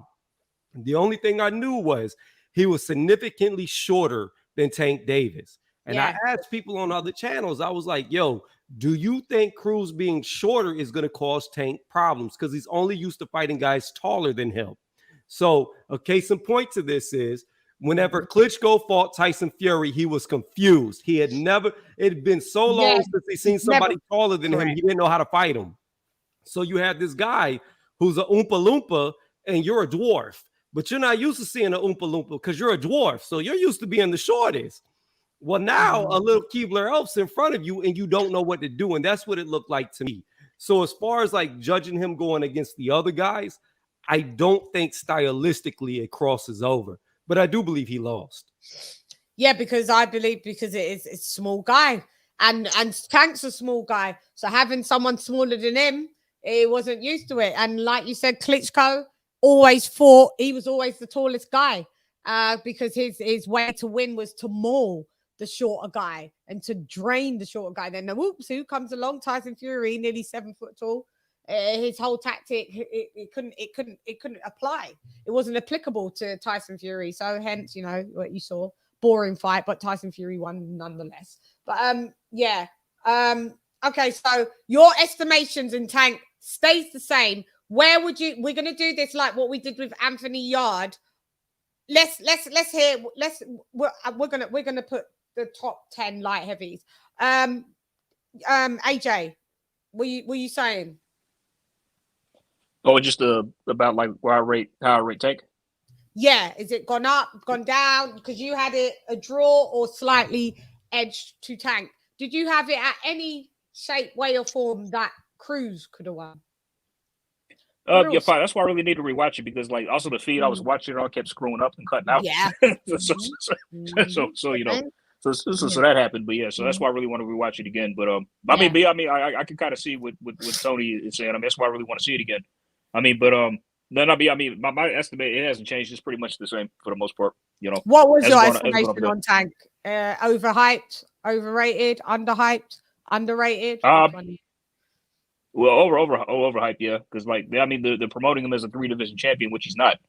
you know. And I mean, just that alone is a farce. So I don't really like that much. But I mean, I can see he does have skill and talent, but it's just we don't know. I don't know how good he is because he won't fight at the top lightweights. You know, won't fight the fucking level of competition that we need him to do. Yeah, I mean, I want to see him in with all the top guys. I mean, like, hey, just he, you know, just stop doing in-house stuff. You know what I mean? It's repetitive at this point. You know, I mean, so I really changed. No, I'm sorry. Go ahead, sir. And who's with us? My bad. Go ahead, Brian. My bad. You talking to me or AJ? No, I said no. I didn't mean to cut him off. My apologies. I was telling him. Go ahead. No, yeah, I was done. You were good. Yeah, go ahead. I was saying, how do we know this guy Cruz? Here's the question. How we know how good this? I mean, the full potential of this guy Isaac Cruz is if we really never had a eyeball on him. See, that's also he surprised me. To be honest, man, he was really right. You know, he took. I written right off. What was his record coming in? I written right off, but hey, yeah, that's the thing because they don't have a name, and I don't mean to regurgitating with what has already been said, but that's really just the truth with a lot of things. And I already said that before. You know, old boy came on. Nobody really knew who Isaac Cruz is because we didn't know who he was. So we don't. If you don't know who he is, you really can't gauge how good he truly is. So my point is, I was trying to find out what was his record before. I think he only had one draw coming into his fight. 22-1-1. Yeah, 22-1-1. So he's 22-2-1 now. 22-2-1. Yeah. Right. And I think that loss was in his sixth fight, and he lost by a decision. Yeah, it was real early, and then he had a draw early in his career too. Gotcha. Yep. Okay, so he significantly improved. I know one thing: he's a hard head bastard. Because I saw the size with Tank hit him on the head. I was like, damn. And I was watching it, and as I saw, I was like, Tank, you better keep away from hitting him on the forehead, which is the hardest part of the freaking thing. Here's my thing. Here's my thing about Tank Davis and his power. His alleged power. And I say alleged because he's only knocking out guys who are 122 pounds. If you bring up Mario Barrios, hold on. If you bring up Mario Barrios, then I'm going to direct you to go look at his history because that dude is a 122-pound fighter who blew up to go to 140. Oh, that's another 122-pound dude. Isan Cruz. Mario Barrios cannot be. Hold on. Isan Cruz, another blown up dude. So okay, Pedraza too. I think Mario Barrios started at. Pedraza was what 126. 130. Did he start off at 126? Oh God! Or was it 126? Was it 130? I think Barrios started off. It might have been 130. It might have been 130. Tank beat Pedraza 130 with his belt. Okay, yeah, he's about 130, but he's not. That's his only win. That's really his only notable that's his only proper 130. Aren't all these guys bigger than Tank? All the rest came from lower weights. Like they're bringing him, they're bringing him up from like they're bringing Myron. Here's the problem. Does that make a difference? Does this make a difference that these guys were lower weights, but once they got to the weight they were bigger than Tank anyway? Some. Well, here's my problem with bigger. Here's my problem with bigger. Taller, bigger dude. Yeah, but here's my problem with bigger. And it's the same argument that I have with so many people about Canelo Alvarez. So many people get captivated on height. Height don't got shit to do with how big you are. That's just how tall you are. Mass, how much weight you have behind your ass is what makes you big. Okay, so like most of these guys, like a Caleb Plant, Canelo's bigger than him. He's clearly shorter, but Caleb Plant might maybe at his biggest walk around 175. It's 6'1". Canelo has said that he walks around 190, 195 pounds outside of fights. That's a bigger man. You can say 190, 195 is bigger than 175. Even if it's compact, it's still bigger. Yeah. So my point is this. When it comes to Tank size, is he really smaller? He's always the bigger guy. He's busted weight. He's busted weight at every weight class he's been in.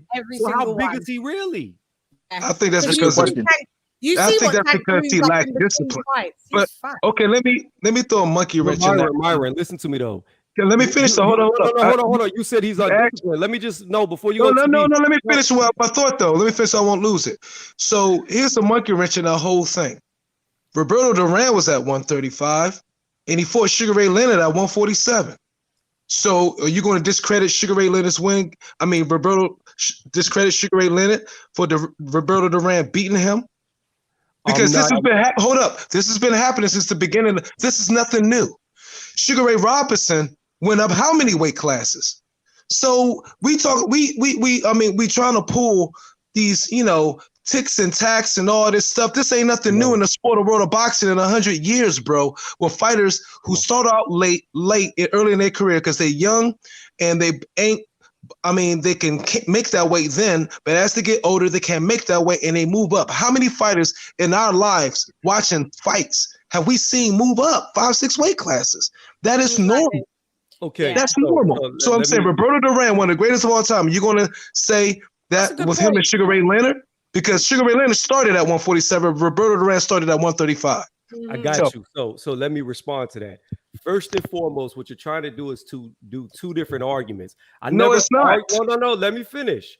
I never argued are his wins legitimate or not legitimate. See, right now you're trying to have an argument about legitimacy. Is it legitimate that he beat a smaller guy? I'm not taking away from his wins. But when I'm looking at power, I'm looking at the natural size of the guys he's actually knocking out. The facts are they are 122-pound fighters blown up. He's knocking out little guys. When he gets in there with a guy who is naturally bigger, will he have that same type of power? That's yet to be seen. I'm not saying that his wins are not good, because if you make the weight, you make the weight. If you move up in weight, then you moved up in weight, and that's where you fight. But that's irrelevant to natural size. Now, you said undisciplined. Undisciplined is irrelevant because, look, I could be undisciplined all day. That's just going to put me at my natural body weight. That's going to tell you how big I really am. When you're disciplined, you're trimming yourself down smaller than what you actually are. So we know Tank is big weight-wise. Okay, but you're here where you contradict yourself. You say you're not taking away from his wins, but you just did, because you said Mario Barrios was a blown up 122-pounder, and Mario Barrios was way bigger than Tank when they got in that damn ring.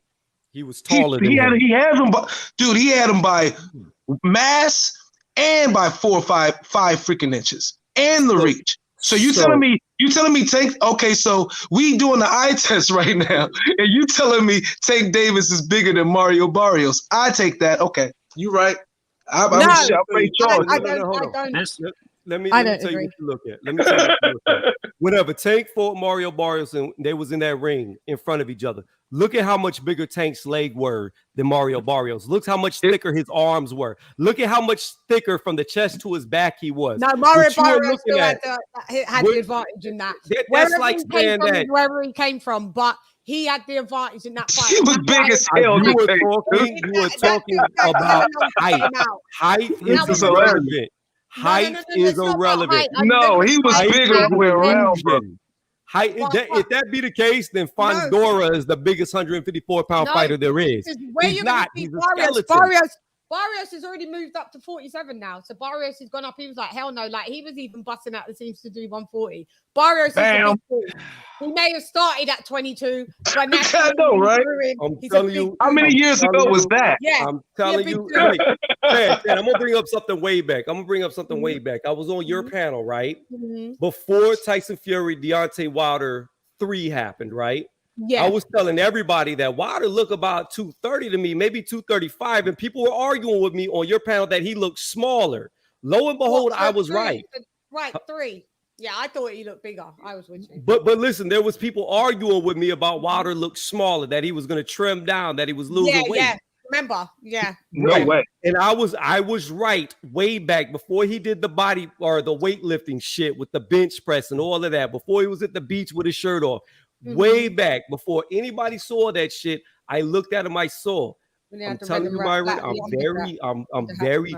I used to. What do does that this have shit. to do with Tank and Barrios? What I'm telling you is, I used to do this shit. My eye is very good. I can look at people and tell how much they weigh. I'm very good at it because I'm telling you, Tank is heavier. He's got more weight in the ass, more mass. He is just a fucking hobbit. So he looks small, but he is not. He got fat protein.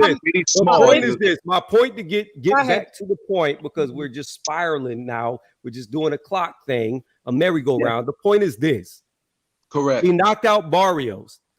A decent win, but Mario Barrios wasn't really a champion. Josh Taylor is. He knocked him out. But my point is this. Mario Barrios didn't start at 140 pounds. He started at 122. Let's see Tank knock somebody out who starts naturally at 135, who starts naturally at 140 pounds, not a guy who started at 122. Then we can gauge his power. That's a point. That's a point as well. Okay. I'm open to all these possibilities. But as Tank get older, isn't his body holding more weight too? Bro, he was busting scales. No, when he was yes. years old. I mean, am I right or wrong? As he getting older, is his body holding more weight at 27 than it could at 22? When he was 22, he couldn't make weight. What are we talking about? His body's holding more weight now at 27. That's why they moving him up. At 22, he couldn't make weight. How many times has Tank missed weight on the scale? He couldn't make weight. Yeah, he's been fucked. That's how he lost his IBF belt. No, but he made weight. He made that same weight after that and fights after that. It's that's why I said the discipline that came in. Yeah, he started to get more disciplined. Everybody been saying that. Everybody have noticed that, but I guess you haven't. My point is going over your head. No, it's not. It is. I'm just not agreeing with you. You keep saying discipline. Discipline has nothing to do with his natural size. So you think his natural size is what, 5'5", 154? Looking at Tank, whenever I've seen him doing his little frou-frou dances in his boxers and boots in the kitchen, he's a fat boy. He looked like he's about maybe 160, 165, not in fight shape. He's a fat boy. For his height, he's me too. I see that. He's a fat boy. He might have diabetes as a girl. You notice? Have you ever seen Tank with a 6-pack? Hardly. No, he's a fat boy. It's genetics. Some people got that. He got fatty genetics, dude. You know what I'm saying? Some people can't rip up like some people can. It's not about being ripped. It's not about being ripped or being fat. Weight is weight. It doesn't matter if you're fat with the weight or muscular with the weight. Weight is weight. It doesn't matter if you're tall and lanky with the weight. It's still weight. The point is, outside of fight competitions, he's a big dude compared to these other guys. Yeah, that's correct. I'll go with that. And that is, you can't refute that. That's correct. One thing we haven't seen him do lately, one thing we can't say, maybe if not you've been all, noticing, not most. One thing you can't say, he hasn't gotten tremendously out of far from fight weight like he used to. He hasn't gotten as far from fight weight at 26 and 27 as he did at 22, 23. And I've noticed that videos on the side. So that showed that it's more discipline. They're finally getting in his head, and he's in the gym and also not letting his weight get out of hand. But what we're saying is that still doesn't stop naturally what his natural weight is, what his walking around weight, what his natural body weight is. We're saying, yes, he's got more discipline, but that doesn't change the fact that he's still usually the bigger dude. Facts, and that's the point. That was my point with Roberto Duran. That was my point with Roberto Duran. Roberto Duran was known for partying, drinking, and all that away from the fights. That's why they scheduled a rematch with Sugar Ray Leonard so quickly, because after the first win, Roberto Duran, they knew was going to be well out of freaking shape, have no discipline, just let his body go to shit, and then have to get into fight shape. And that's why he pretty much quit it. Sugar Ray Leonard didn't just beat him down and anything. Roberto Duran just didn't feel like, he was probably weight drained and didn't want to deal with it. But again, that was originally a 135 pounder. That's my point. So check this out. Let me try to make this make a little better sense, okay? We know right now Canelo walks around 190, 195, okay? We know that. We know nowadays guys move up in weight quicker than they used to in the past. Why? Because it's much easier to put on weight now because of all the nutrition, the science, everything that goes with it. Here's the deal.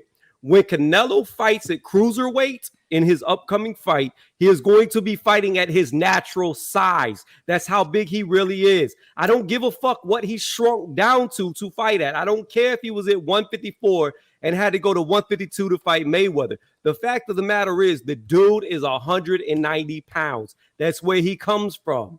So what you're saying is irrelevant to what I am telling you. What I'm telling you is Tank is naturally bigger than Mario Barrios. Tank is naturally bigger than Gamboa. Tank is naturally bigger than Isan Cruz. Tank is naturally bigger than these guys we have been seeing him knock out.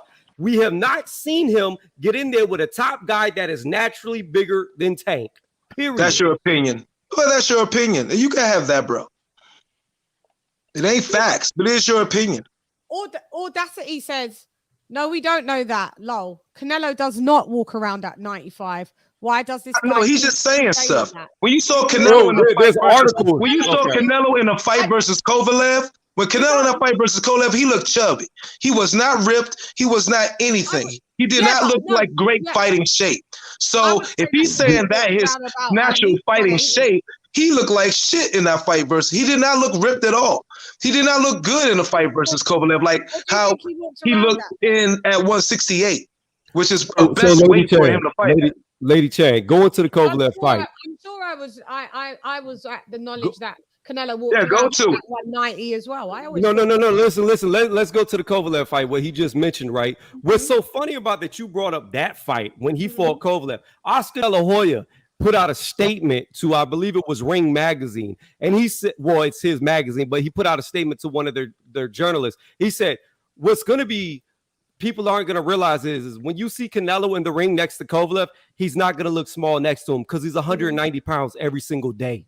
So he was telling you right there that the dude is 190 every single day. And that was back when he fought Kovalev.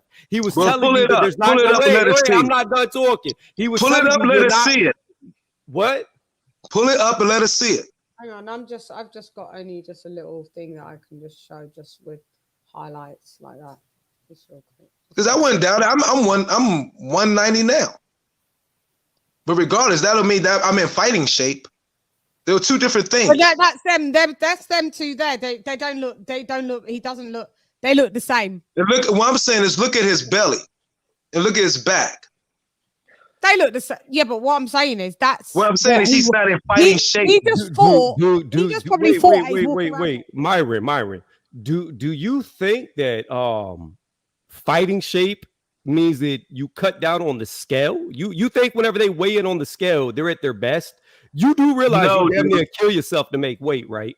No, I don't. Well, I've had to cut weight for fights, and I can tell you when I'm standing on the scale, I'm at the weakest I've ever been. That's why the fuck I go into rehydration mode immediately. No doubt, but that don't mean you're at your.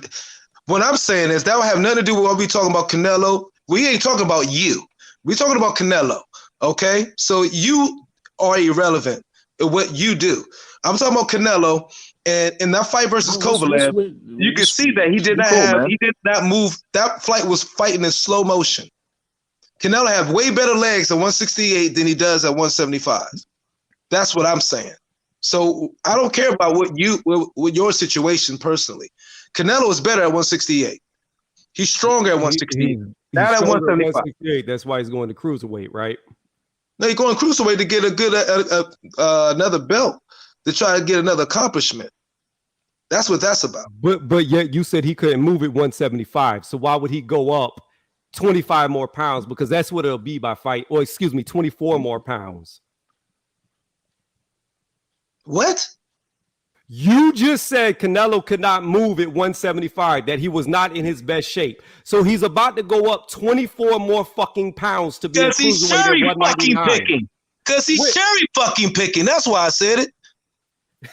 You just said he couldn't move. You just said he could not move at 175. So what's going to happen when he's 199? He's going to do what he wants with a cherry pick. That's why it's called a cherry pick. Duh. So let me guess, you believe in Benavidez, right? Do I believe in Benavidez? I mean, you said he's cherry picking. So if he should be fighting a cruiserweight, then who should he be fighting? I know Mukabu ain't fought in 2 years. Okay. So he's cherry picking. So who should he be fighting? I know, okay, who right. Should he be fighting? I'm asking you, who should he be fighting? Somebody in 168? Whoever you pick. Like who? It could be Benavidez. Throw Benavidez in there. But now let me ask you this. everybody sees what that is. Why is it when it comes to Canelo, people want him to fight Beterbiev, want him to fight Bevel, hold on. Want him to fight Joe Smith, want him to fight all these guys bigger than him, but when it comes to Benavidez, who supposedly is a good fight for him, nobody's asking for him to go to 175. Nobody's asking for him to fight a champion at cruiserweight. Since when we ask fighters to keep moving to one weight, whatever, you fight at the weight you're at. Canelo, out his own mouth, said, I need to go back down. When he beat Kovalev, he said, I have to go back down to my weight, and that's 168. Okay, he said that himself in the post-ring interview after beating Kovalev. I can't stay at this. I have to go down to my weight. Now he goes down there, does what he does. Now he wants to jump to 190. That's irregular. It's a reason he's doing it, okay? And it's for an accomplishment. And he's looking for records. Every fighter is looking for records for their legacy to be solidified. So I'm not knocking them. I'm just calling it what it is. If you don't agree, gravy. It's just what it is. My opinion. Educated.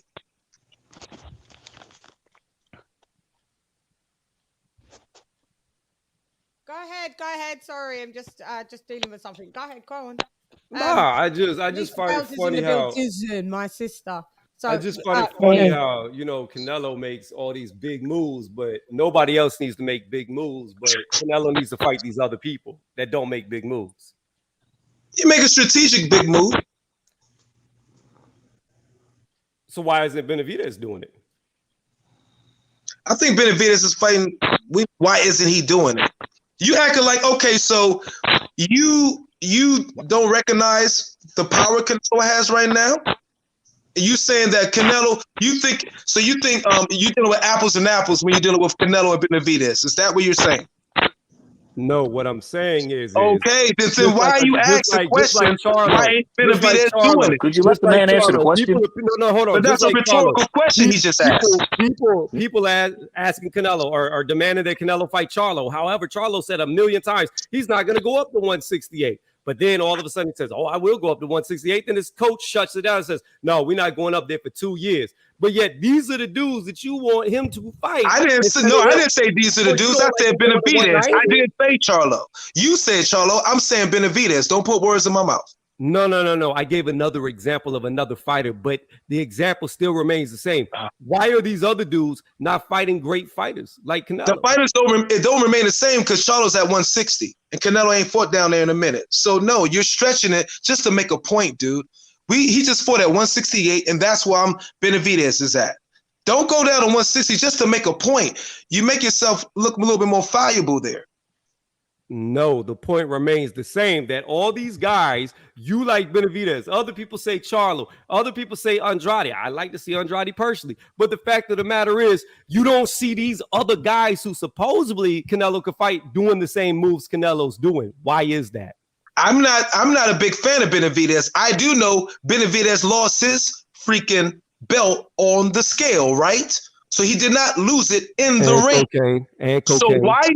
So why not go ahead and clear the dude out in the 168 who had the belt that you volleyed for to get in a box off after he lost it?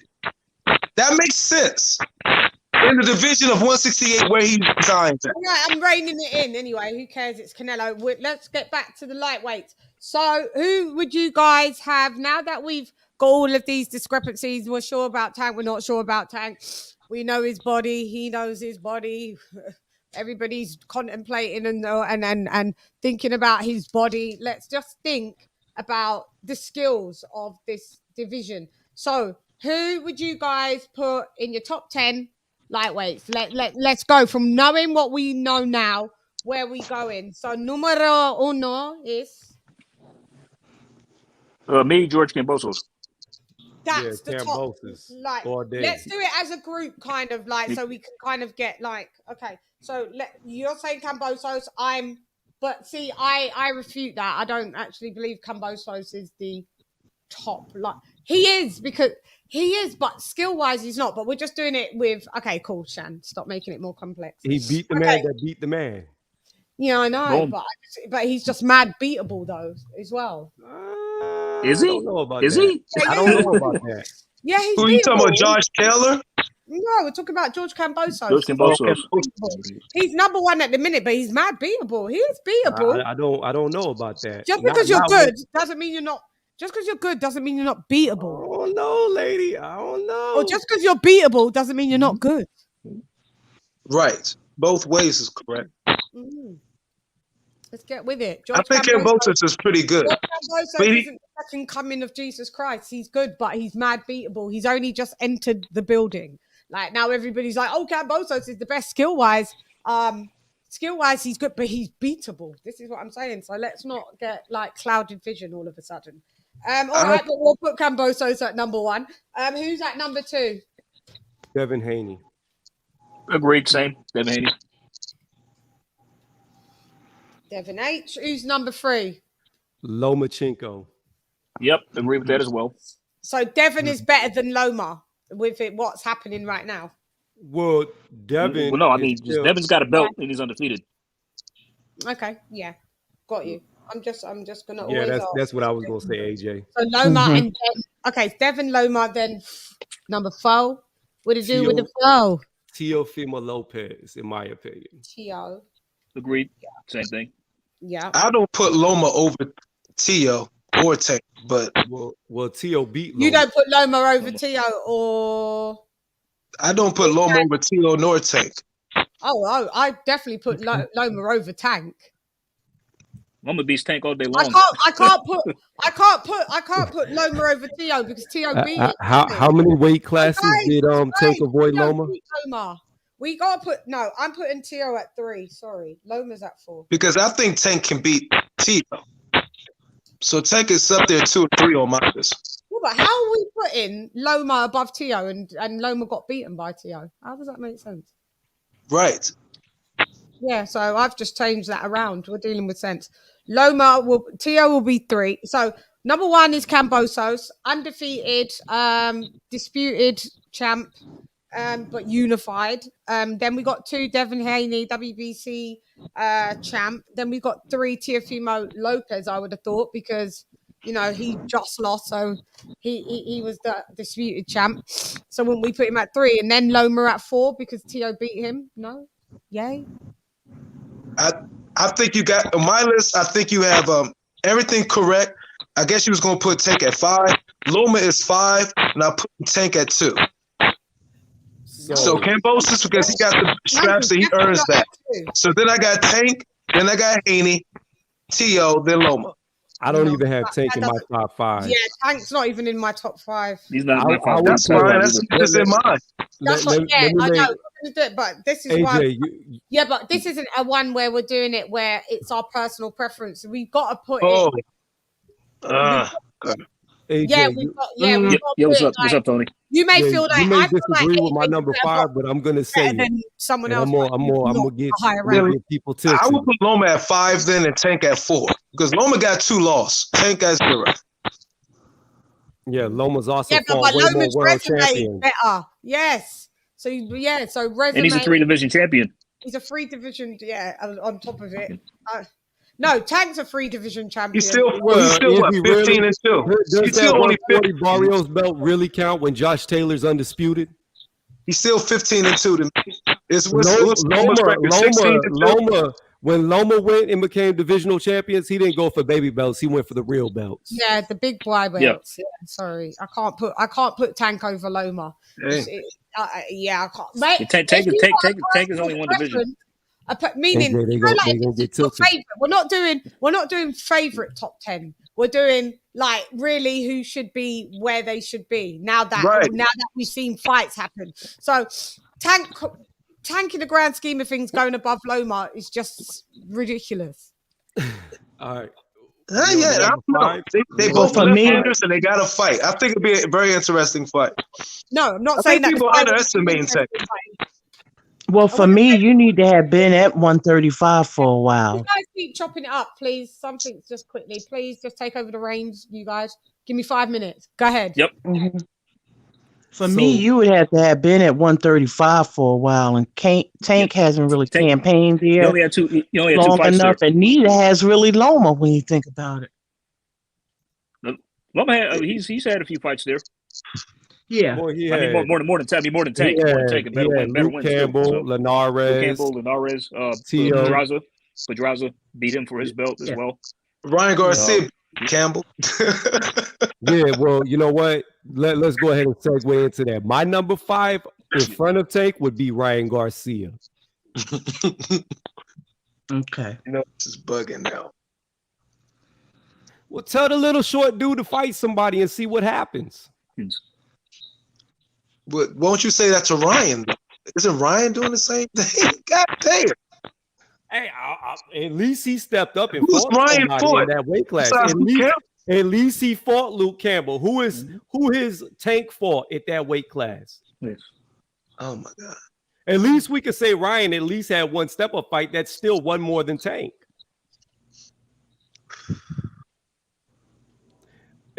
Isan Cruz is a better win than Luke Campbell? Possibly. We don't know. Oh, man. Come on. Don't we have to see Isan Cruz fight Luke Campbell to know?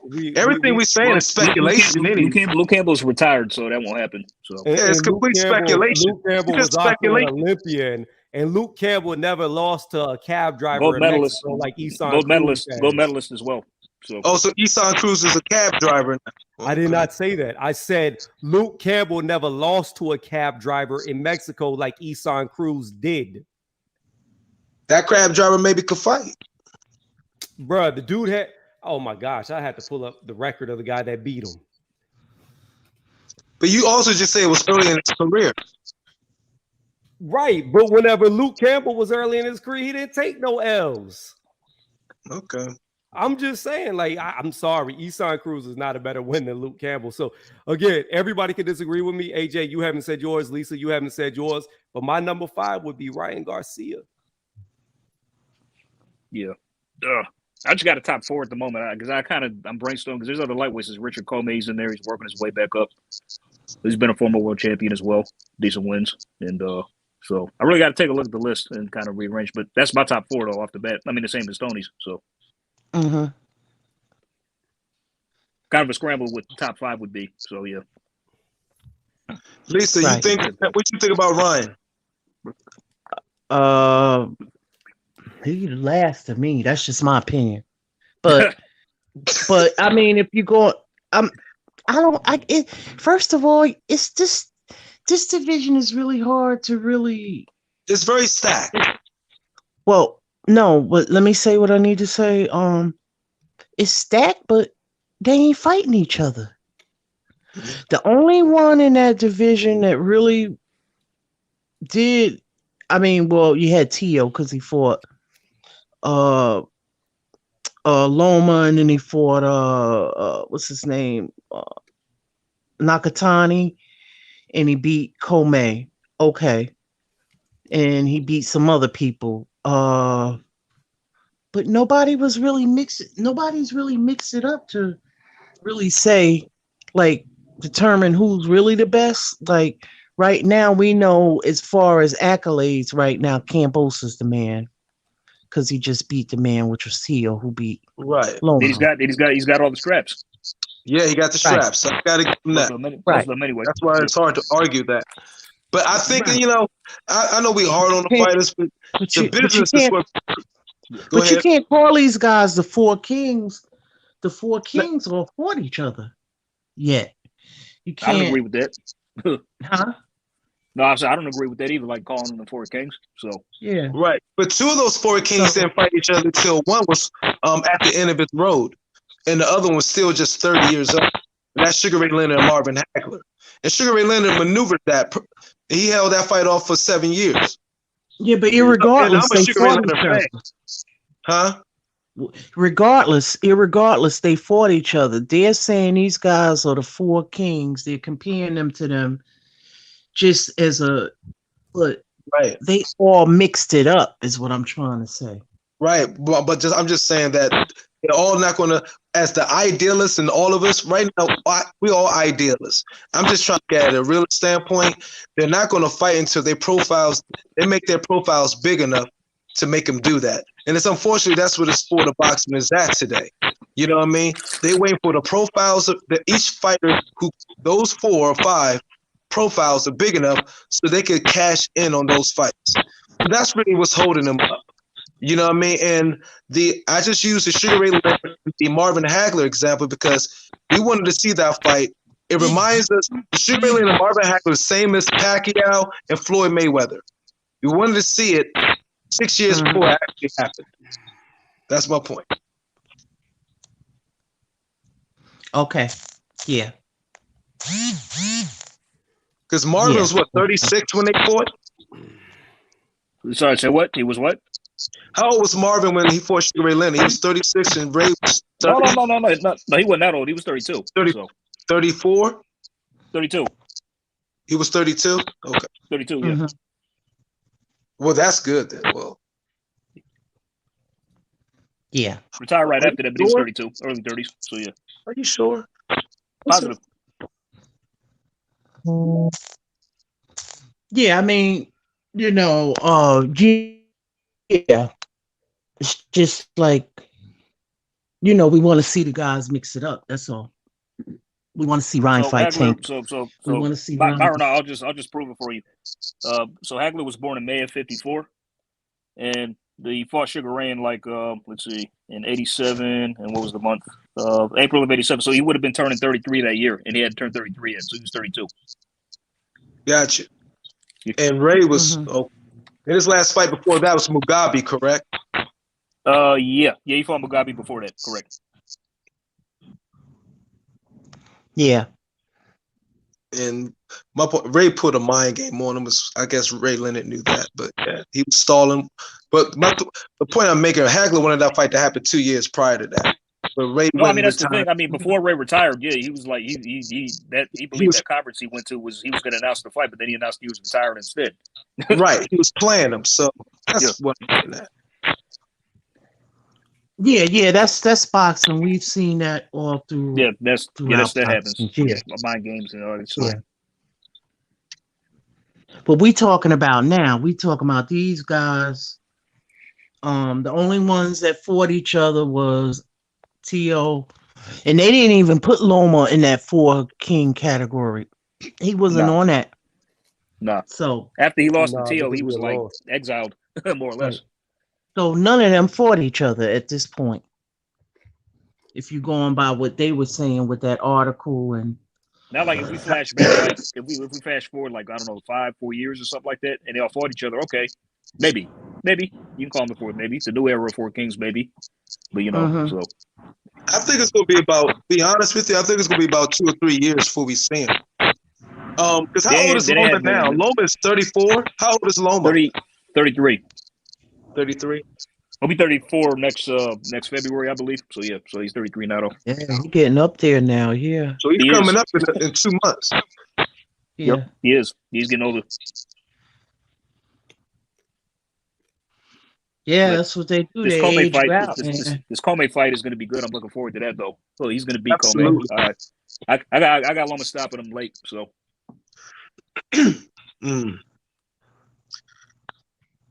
I just hope to see a great fight. No, it's going to be good. That's for sure. But Loma's got to watch it though, because Comey could crack. He could punch. So that right hand, absolutely. Yep. Yeah. So you see what that shit did to Jackson Marinos? Oh yeah, yeah.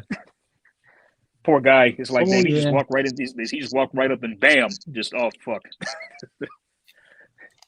Like a brick. Yeah. But Loma should get him. Loma just has too much skill. I think it'll be too much for him. Yeah, so I would like to see Tank fight Ryan. I would like to see Ryan fight Devin. Tank fight Devin. And mix it up with Kambosos. So who do y'all think that Kambosos is gonna fight next? Honestly, well, he could. It's his choice if I'm being honest, man, because he's the guy right now. So he said he's weighing out his options already. He said, there's Devin, there's Tank, and he even mentioned Ryan as well. But he said Ryan was bigger fight than the fight with Haney. Didn't he say that? I don't know what he said. I don't agree with that. He said that. But, Yeah, that's crazy. Yeah, he say that he mean more money. Well, to That's be not- fair, he said it was bigger than Tank as well because of the Twitter followers. Oh yeah, you're right. Yeah. Okay, but I don't really give a shit about that. But hey, that's what he thinks. So but either I honestly, if I had a preference, I just want him to fight Devin next, so that undisputed thing could be just taken care of. But if he wants to, but if he wants to give me, I have no problem with that either, because he just had a hard fight with Tio in Australia. That's not a problem as long as we get the Devin Haney fight next year sometime.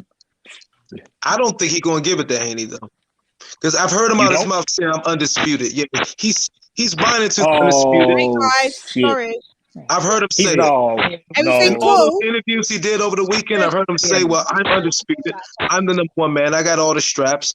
He's gonna go for the biggest fight, I think. Oh man, are you guys all right? Yeah, we're good. Can you hear me? Check. Yeah, Okay, cool. Yeah. All right, go ahead. Sorry, don't let me just come and break it up. Depends on how Lou DiBella, what Lou and him is gonna do. Yeah. Bro, did you see when I spoke to Lou DiBella on the Boxing Voice? What an asshole! No, I didn't. Yeah, I got to interview him, sis. What did he do? Oh no, I didn't see it. He was an ass. So, I'd rather AJ tells the story. You know, when it comes from third party, it's not so. Send it to me. The views of LadyChann don't reflect on the views from the Boxing Voice. So I don't want to say something because it was on that platform, and then obviously it makes it look like it's not. We've got all separate reviews, okay, and what we thought, but very tough person to do. I could deal with on my own fucking shit, but my own turf. I'll have him. You know them ones. I'll have him. I had him on that turf, but I'll have him on my own turf. Them man there don't like people that be able to have a thought in their head, be able to absolutely translate the thought and implement the thought to becoming an action, meaning the words. Yeah. And Anyway, I'll stop because the more I keep rolling, it will spiral. But I think somebody is that Tony. Did you leave it in the chat? Is that it? I know that's something else. All right. No. AJ, what you could do is do you want it? All right, stand by. Let's keep talking. Let me just get the interview. Okay. Yeah. Because I like to hear what was said too. But lady, that link right there, I was mistaken. I was wrong. Canelo was already 190 pounds before he got in there with Kovalev. The statement made by Oscar De La Hoya was going into the Daniel Jacobs fight, which was even prior, even earlier. So what? He didn't cut there. No. And I'm not trying to bring up old stuff, but Buddy asked for the link. So if you click on that private chat, go to that link. Yeah, I can see it. And you scroll down under where De La Hoya said, you'll see he says Canelo walks around at 190. Let me do it. I may as well do it. Mm-hmm. And that was way. Yeah, but you got to look at his body mass too. He's thick. Lisa, that was my point. My point that was his point. Mm-hmm. Canelo. My point was Canelo was short, but all these guys like Caleb Plant that he's been fighting, he's bigger than them. They're taller, but he's way more massive. He's way heavier. Yeah. Like Fundora. He's tall, lanky, but he's got a small body mass. He's a beanpole. Right, exactly. Real small body. Yeah. And I even brought him up, Lisa, before you got here. I even brought up Fundora, talking about how small he was. Yeah. Look at his legs. Honestly, man, every time I see that guy fight, it's just I'm just like confused. It's like, how is this guy that big? Like, it's just mind-boggling. It's like, God, is this like what is going on? It's just so weird. I'm not used to seeing a guy that tall and thin fight. No, that's not what we're saying. To the lady in the chat was saying his body mass. Yeah, you know that. I think he was commenting on. I know. I'm just saying, like, over how skinny he looks, like how tall he is, and how skinny he. No. She was talking about Bad Girl TKO. She said she's Canelo's 5'7". Your height does not dictate your size. Like that's what I'm saying. Like people see somebody tall and they think they're big. Well, using Fundora, who Lisa just brought up, that dude's little as fuck. He looked like matchsticks. Yeah, body mass. Because you can see how thick Canelo is. Tank is thick like Canelo. Can you see that? Yeah, we can see it. A thick body mass. And I don't even remember what year Canelo fought. That was like 2018, early 2019. He fought Jacobs. Well, that was 2019. He did December 2019. Smoke is here. Yeah. Smoke's here. Smoke. You get in the link. Oh shit. The link's pinned. Smoke. Long time no see, Smoke. Have a look at it. What this says in the Delaware thing. Yeah, so that was you were right, back in 2019, mid 2019. Oh, there it is. Yep. In May. You got it. Right there, 190. Walks around. Canelo has always been the one to drop weight. Canelo walks around 190, 185. So a lot of people would be very surprised when they step inside the ring and see the minimal difference in size. Yeah. Shit, I don't know he was that big, man. I told you. And that was all the way back in 2019. Listen, I already knew that when you were saying that, I wasn't questioning that at all. I was with you on that. I think Myron doesn't believe that, but I tell people Canelo walks around at like close to 200 No, I pounds. mean, no. I do believe he's big. I mean, I just said I'm at 190, 192 right now. But my best, and one of my most fit, when my body feel the best is at 180, is my point. Just because I'm walking around in that, getting fat, eating, and not working out, doesn't mean, yeah, I could walk around in that, but my body feel the most perfect at 180 than it does at 192 right now. Yeah. My ideal weight is 180 is my saying. That's the what I'm trying to tell you, Byron, is what I'm trying to tell you is, and his ideal fighting weight is 168. No. That's his ideal weigh-in weight. What I'm trying to tell you, Myron, is I've been around several world champions. I've been around several. I have cut weight. I have watched dudes cut weight. All you do is you take that week before you go into the fight, and that's when you cut your weight. The from your natural weight outside of fight. Well, most people are already in fight shape year round. I understand all of that. No, let me Everything finish. you explain, I understand completely. When you go to a camp, you may only be 5 pounds under what you walk around normally and be at your maximum fight shape. But when you get on the scale, you're going to dehydrate yourself. You're going to sit in a rubber suit in a sauna. You're going to take laxatives. You're going to do all this shit to get all the water weight off. I know all that. I know all that. So that's what I'm telling you. Like, that is your optimal size. You want to get back to your natural size by the time you get in the ring. You want to get as close to it as you can. Yeah. Let me get the well, we've seen that. Carry on, because I want to get the flu. Because I think when Canelo fought Amir Khan, I think he rehydrated back to like heavyweight or something like that. Mm-hmm. What? I mean, tell me if I'm mistaken. I mean, that's what I recall. Yes, like that. Yes, because well, probably not. That's probably a bit exaggerated, but he rehydrated to a hell of a lot. Fight. Maybe 170. Maybe 170. Probably I think something like that. 170. Probably who are you talking about? What fight? Yeah. When Canelo fought Khan. The lady in the chat. Pinned. Huh? The lady in the chat said she. Oh, there you are. I work next to the Canelo gym, and I see them all the time. He's not that big. That's all muscle, but he looked tiny. Yeah, but does he? But he does walk around at 185, 95. No, is that what you're saying? He looks way smaller than that.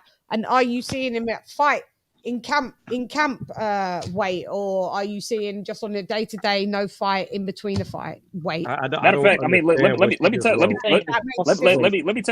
me tell you guys something. It's like I just weighed myself this morning. I'm at 193, but if you were to see me, I don't look that big. Yeah.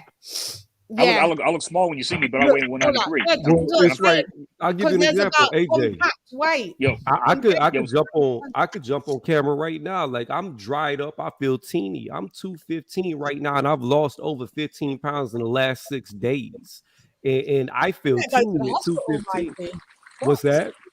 You better go to hospital about you losing that. I did go to the hospital. I got meds. I had some type of intestinal virus. My friend just had it. Damn. Yeah.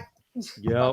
Sorry, my friend was. No. That's it. But I've lost over 15 pounds in the last 6 days now. So, and I'm really not eating like I was. So, but I feel small. Wow. I feel like I look small, and I'm 215.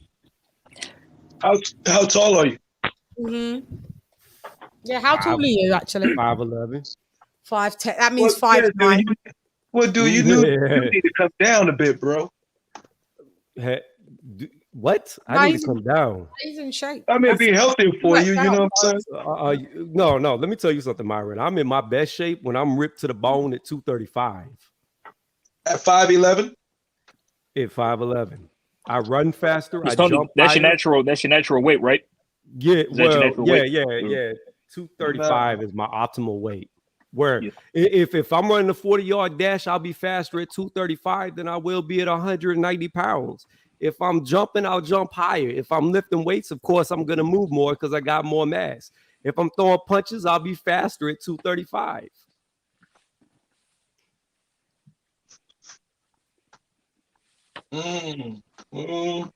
Okay. That's heavy for that height, bro. What's that? That's heavy for that height. You want to Not really, because think about this. If you compare me to NFL players, right? This dude's a lot bigger than me at the same height and maybe an inch taller. That outweigh me by 20, 30 pounds. Yeah. And that's a speed sport. You into weightlifting or you into like bodybuilding? No. I lift weights.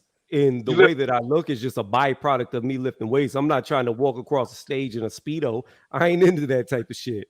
But I got you. Yeah. So, yeah, free weights. So, I mean, so you got bulk muscle on you. Well, I mean, right now I'm small, like for what I normally am. But, yeah, I mean. It's bulk muscle rather than leaner muscle. I got you. What's that? More bulk muscle than lean muscle on you. No. I'm still lean. Like I'm not puffy. I'm fast twitch all day. Gotcha. Like if you compare me to like say everybody else got quiet is weird, but if you compare me to like a power lifter, I'm more in the lines of like Anthony Joshua than I am a power lifter. Gotcha. I mean, like my pops. Myron. Like, here's an example. Like, my dad is 5'10", and he always walks around at like between 230 and 240 pounds, and he's only 5'10". Yeah, I mean, a lot of guys. Yeah, it's cool. No, those stocky. I mean, body weights and everything. Those stocky muscle, bulk muscle, body weights is cool. Me as somebody who's 46. I know as you get up, right, as you get older, it's harder to like if you ain't constantly on it, the muscle will turn to fat quick. So I just know at 46, I'd rather keep it lean down. So you have to deal with that weight as you get older and everything, and it more sits on you in the gut, and there's more strain on the heart. That's all I'm talking about. So I think as you like, around 210, 5'10", because I'm 5'10" myself, 5'5", 5'10 and a half, whatever. And I look big, but I've always had high muscle density since young, from boxing, swimming. Are we still fucking talking about you lot's bodies? Listen, we're moving along. We're moving along here. I just realized we're moving fucking long. We're moving along. Yeah. Sorry. My bad. Oh boy. Okay. So yeah, we was talking about we were talking about the lightweights. Let lady respond to this. Let lady respond to this. The lightweight. So Kambosos was one because I came off. Sorry, Kambosos was one. Devin Haney was number 2. She gonna disagree. Number 3 with was me. Tio. Number 4 was Loma. Who was number 5? Why she gonna disagree? I said Ryan Garcia. Look at that look. Fine, that's your list. You like the hell? That's your list. His pull-out game has been strong this year, I must say. For me, before I like to say something, I got a fast mouth, but I didn't want to say something that would be like or something that I went, oh yeah, I get it. I needed to see where my plane was landing, what clearport it was landing in, and it wasn't landing in Ryan Garcia being in number 5 for me. Yeah, it was maybe a case where I'd maybe put Ryan. I would even put. You got to put Linares above Garcia. Oh yeah, I forgot about Linares. You have to. Sis, Or I'm maybe just below. Who knows? But Linares is what, 2 free-weight world champ. Yeah, he's lost to Loma. And who else beat him? I think he's got Devin Haney beat him last time. 5 losses, but you know, to free-weight world champ. Wouldn't he be above Garcia? Garcia's what, done a Luke Campbell. Other than that, that's where we're at. And I'm just ranking them right now. I'm just ranking them by their. I'm just ranking them by their accomplishments or where they are. They have not fought each other yet. Yeah, I know. I know, but you like Linares is a free-weight world champ.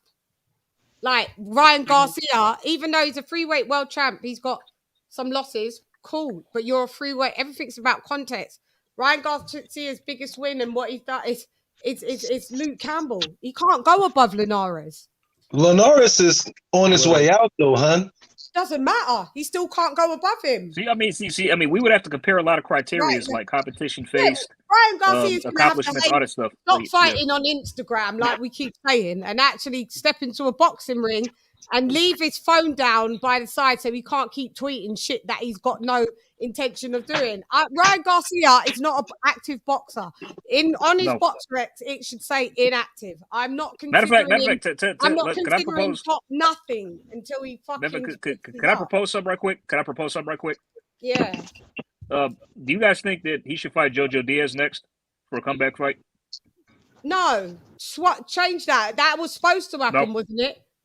No, it was. But now kind of. But Chan, hear me out. Hear me out right quick. Hear me out. All right, so because Jojo Diaz is now coming off a loss, Devin beat him, and Ryan hasn't fought in like a year. So wouldn't that be a good comeback fight or no? No. You know who he should fight? Fighter with the equivalent. Tony? Let Ryan fight Tank Davis, and I bet you he knocks Tank out. Not bad. Yeah, that's fine. I'm okay with that too, as well. They should let Ryan fight Isaac Cruz. Good comparison. I would. You know what? I'll take that. You know what? I agree with Myron. Yeah, I'll take that. I'll take that too. That's a good fight. That's a good. Yeah. Cruz versus Ryan. Yeah, that's not bad. Actually. Yeah, let that be a Mexico fight. Good comparison. Since now Isaac Cruz, Tank has gave Isaac Cruz a fan base, a bigger. He already had one, but now people have their eye on Isaac Cruz now. And put Isaac Cruz in there for Ryan Garcia to really gauge each other. I agree. Yeah, let's see if Ryan can stop him and Tank couldn't. Let's see if that happens. But I will say this. As talented as Ryan Garcia, I believe he is, he's still, like Lady said, he's not getting in the fucking ring. So if you don't believe in yourself, then he's got no desire whatsoever. No desire. He got that drive. YouTube money and he quit boxing. That's what it is. Yeah, I don't see him sticking around long, if I'm being honest. I can see him retired in like another 2 to 3 years. But I think Ryan Garcia, if you go off of natural ability and talent, I think he's probably the best one at lightweight. I think potentially he could beat them all. The problem is you can't get him in the fucking ring anymore. Yeah. I mean, he's pulled out of how many fights this year? Bro, he should have a cap with everybody's name on it because I don't know who he hasn't called out. I think he has the potential. Here's the truth. I think he has the potential to beat them all. He also has the ability to lose to all of them as well. I think he could get outboxed by Haney all night. He could get knocked out by Tank.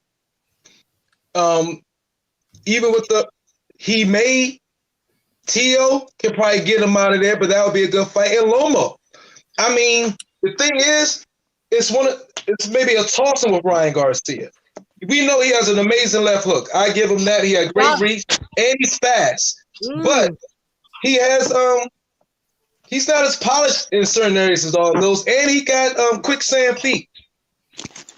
Yeah. That's how he got dropped by Luke. Because what I found impressive in the Luke Campbell fight is how Luke was trying to Luke was aware of how fast and strong he was, and he just kept fighting like he was trying to time Ryan, and then they eventually caught him in the second round when he dropped him. So, you know, that was more impressive on Luke's part. But Ryan showed great. He got up, he took the shot, and he went on to stop Luke. I'm like, that's when I kind of had my eyes open. I'm like, okay, I see you, Ryan. Let's see what else you can do. But you know, he's on the couch. He's done nothing else this year, really.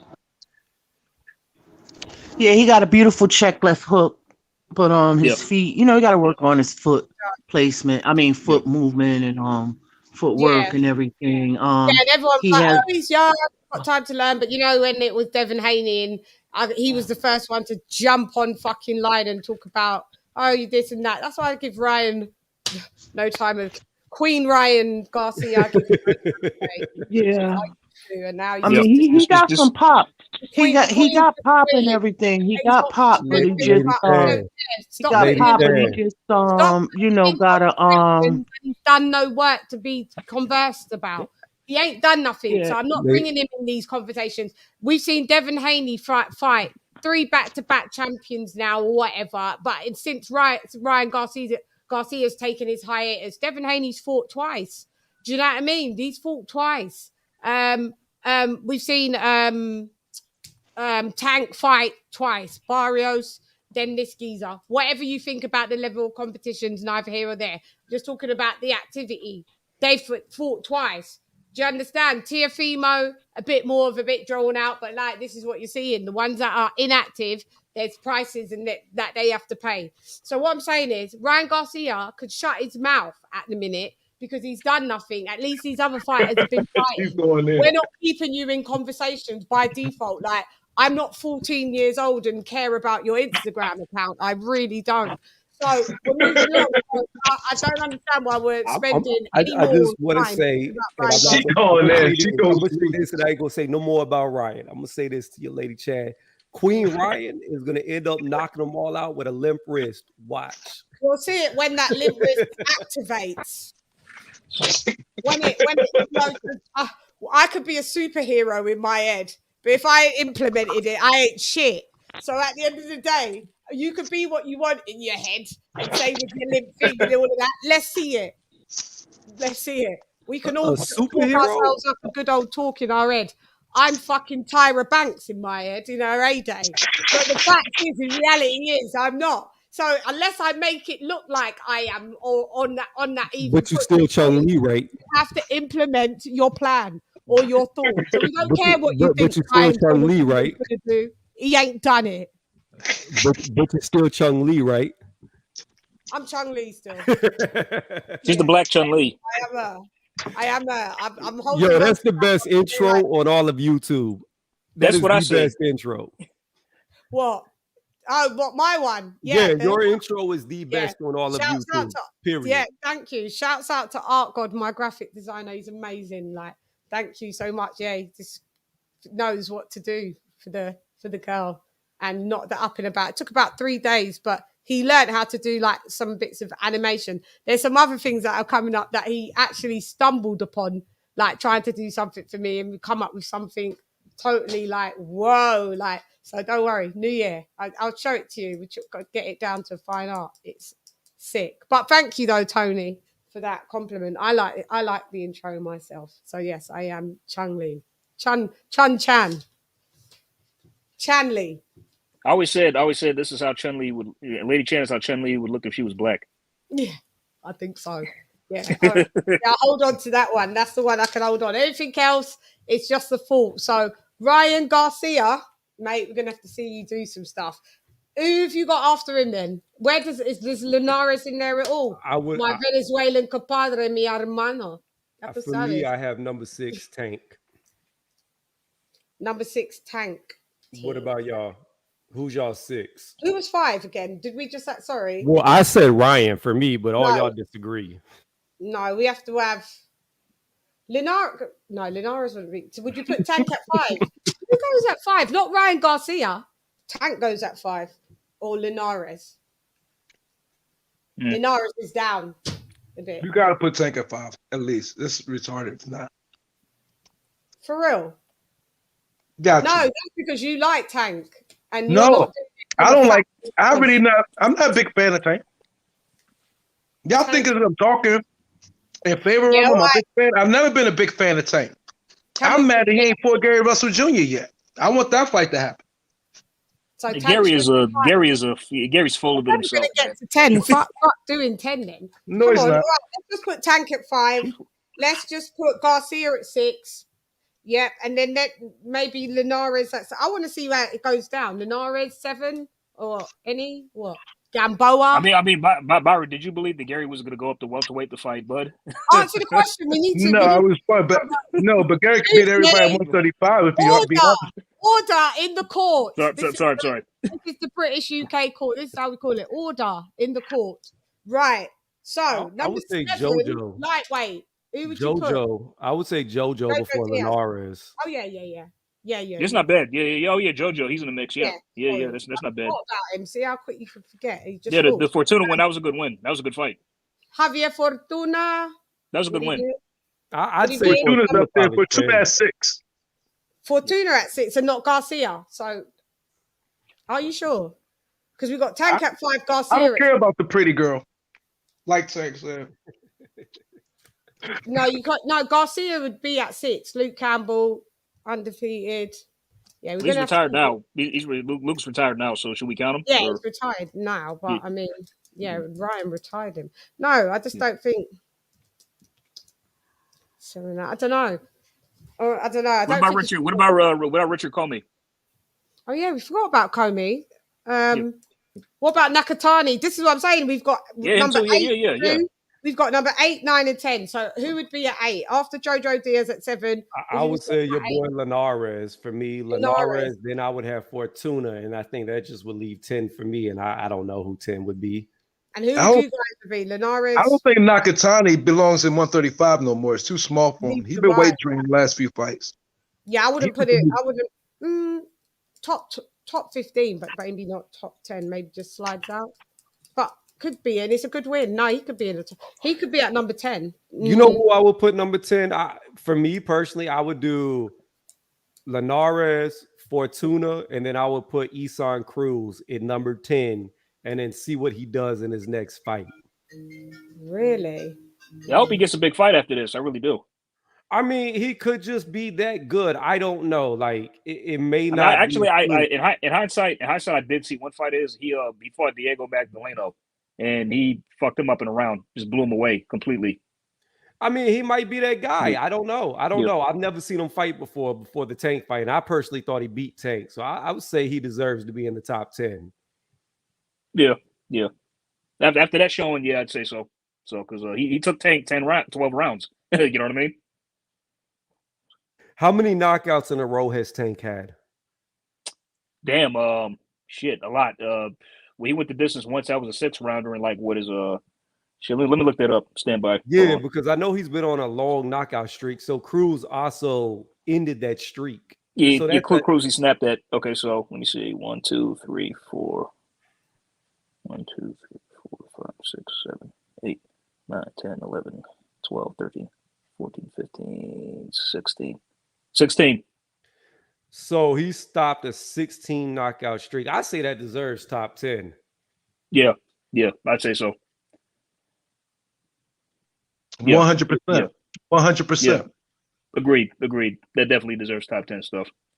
But he's also, keep in mind, he was already in the top 10 of all the sanctioning bodies going into the fight. He was, that's true. Yes, true, he was. I'm surprised he was ranked number 2 by the IBF. I had no idea he was that high in the IBF. I didn't even know he was alive. Like, I didn't even know who this dude was. Like, I didn't hear of him. And Tony, I'm with you, bro. I had to do my research first, and I found a few of his fights. I mean, that one Diego Magdaleno fight, but I didn't know he was high in the sanctioning bodies. He was top 10 in all of them. Let's see. So I'm looking at him now. Let's see. He's not in the WBO rankings, but he's in the rest. So. Yeah, but here's what you got to look at, though. Was he in the WBO before he lost? That's the thing. Yeah. They might have bumped him out after the Tank loss. Yeah, that's true. We still number 2 in the IBF, but I'm gonna say this. As much as I talk about Tank's resume, if Isan Cruz was in all the sanctioned bodies as a top 10 fighter, then that's actually a legitimate good win. Even though I didn't know who he was, obviously the powers that be did know who he was because he's highly ranked. And I think he gave. That's fair, my nigga. I like your progression, my man. That's what I'm saying. We gotta be realistic up in this joint. And honestly, I think honestly, like just to add, I think that he gave Tank a tougher fight than Rolly Romero would have.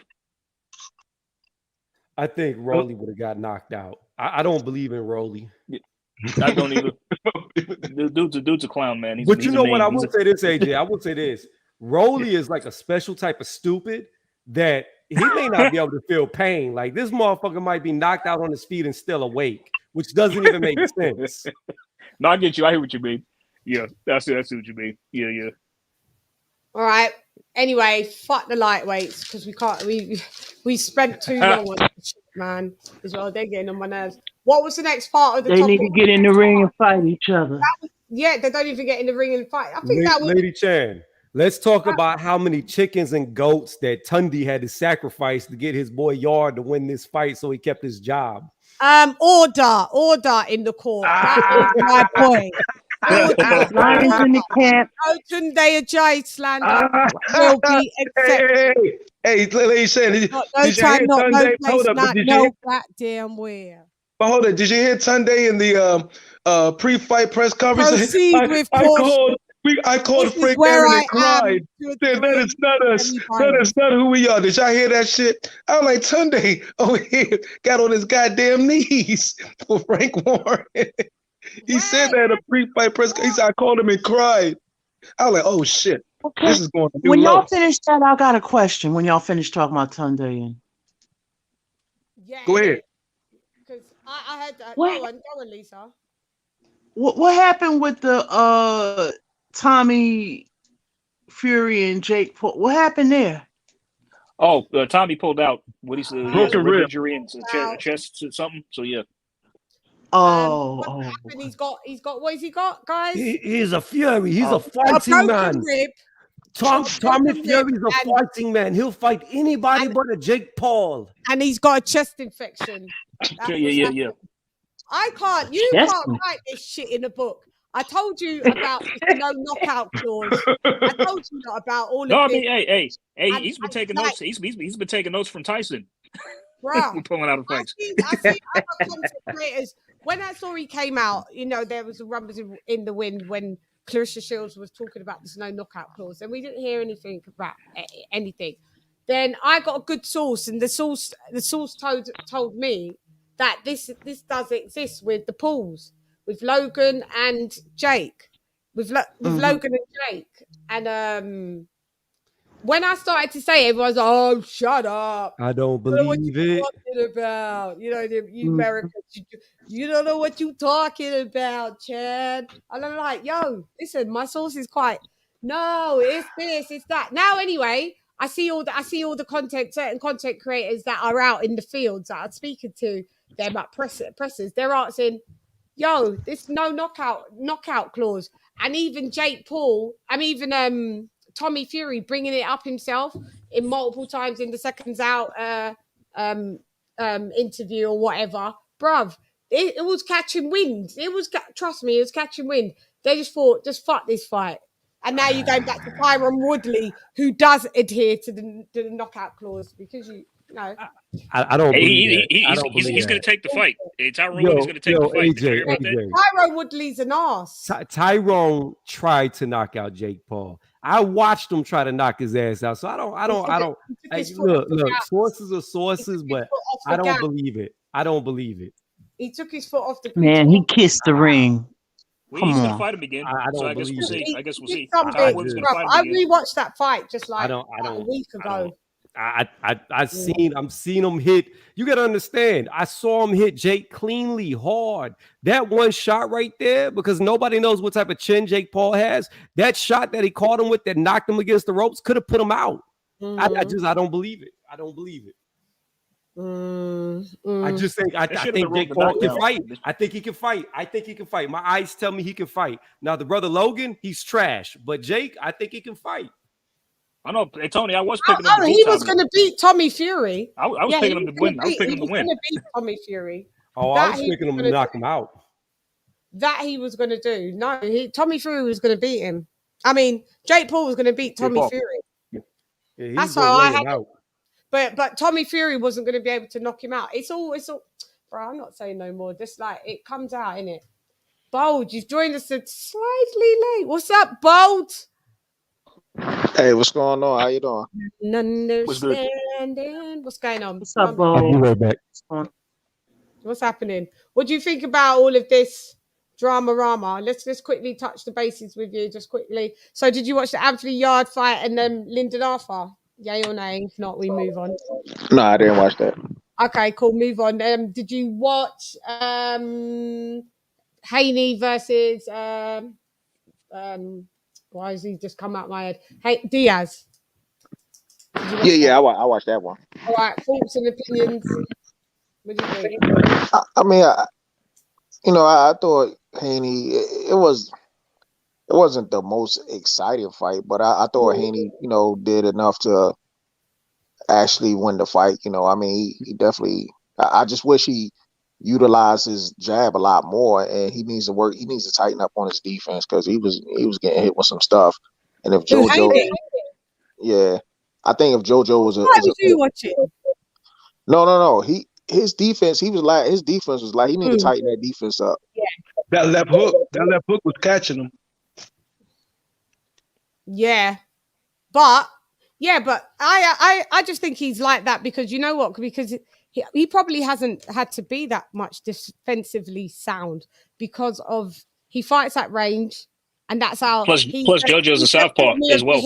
He's epitome of hit and don't get hit. So, are you talking about Devin Haney? His defense needs to be picked up. Yeah. Devin Haney needs to. That's what I said. But that's the reason why I'm saying it because he's quite an elusive geezer. He doesn't fight in the pocket anyway. So he's probably not paid that much attention to defense when he should have because now he's trying to do fights where he trades and engages with fighters. So the thing is though, defensively, like Tony says, irresponsible. Now the thing is, he be trying to do the shoulder roll like Floyd, right? Like not everybody could do what Floyd does. I only see really a couple of people perfected the shoulder roll. That's James Toney and Floyd Mayweather. Not everybody could do that, and he's trying to do that, and he's getting tagged up at the same time. And like I said, he got to work on his defense. He got all that reach. You know what I'm saying? He should just be popping them from the outside. Yeah, and I think he has a lot more power than he knows because my thing is I don't think he steps into his punches. Like if he was to step into his punches, he'll have a little bit more pop when he be connecting with people. That's a good point. Also, because you look at him after he came out that fight, he looked, flawless. Who? Oh, Floyd you're talking about. Haney. Oh, Haney. Yeah, the lack of not power. a mark or scar anywhere. So yeah. You're right. He doesn't really step into his punch. He's like a stick and move. So he really don't go flat footed ever. That on point. But now if you're gonna want to trade with fighters, you're gonna have to have better defense. For real. Yeah, if that's the case, because you could end up getting knocked out. But for me, he's a great boxer, but I think he wouldn't have to go the distance a lot if he could obtain power, because imagine if Devin Haney had like a lot more power and like he could stop people, and also be a great boxer as well if he had to go 12. Like having to go 12 would be an option, but could you imagine he'd cut down a couple rounds or two if he had power on some fights, not all. Yeah, it'd be more impressive, most definitely. Yeah. Just for the fact that, I think his style, it puts people off because you want to see stoppages and roughness. And Devin Haney's, he's fundamentally sound, with the little tweak that he needs with defense. But he's a safe, good fighter. And I think sometimes that he's in between a rock and a hard place where, he can't please everybody. He fights how he fights and he's good and he's undefeated. But to be honest, does he get credit that he should really get? Right. Well, you could say that about Shakur Stevenson as well. And to be honest, the kid is 23. Shakur is 23, 24, 25. I think in a few years go by, that power will kind of step up on him. He's only 23 years old. Yeah, and as well, but Shakur even started to. Huh?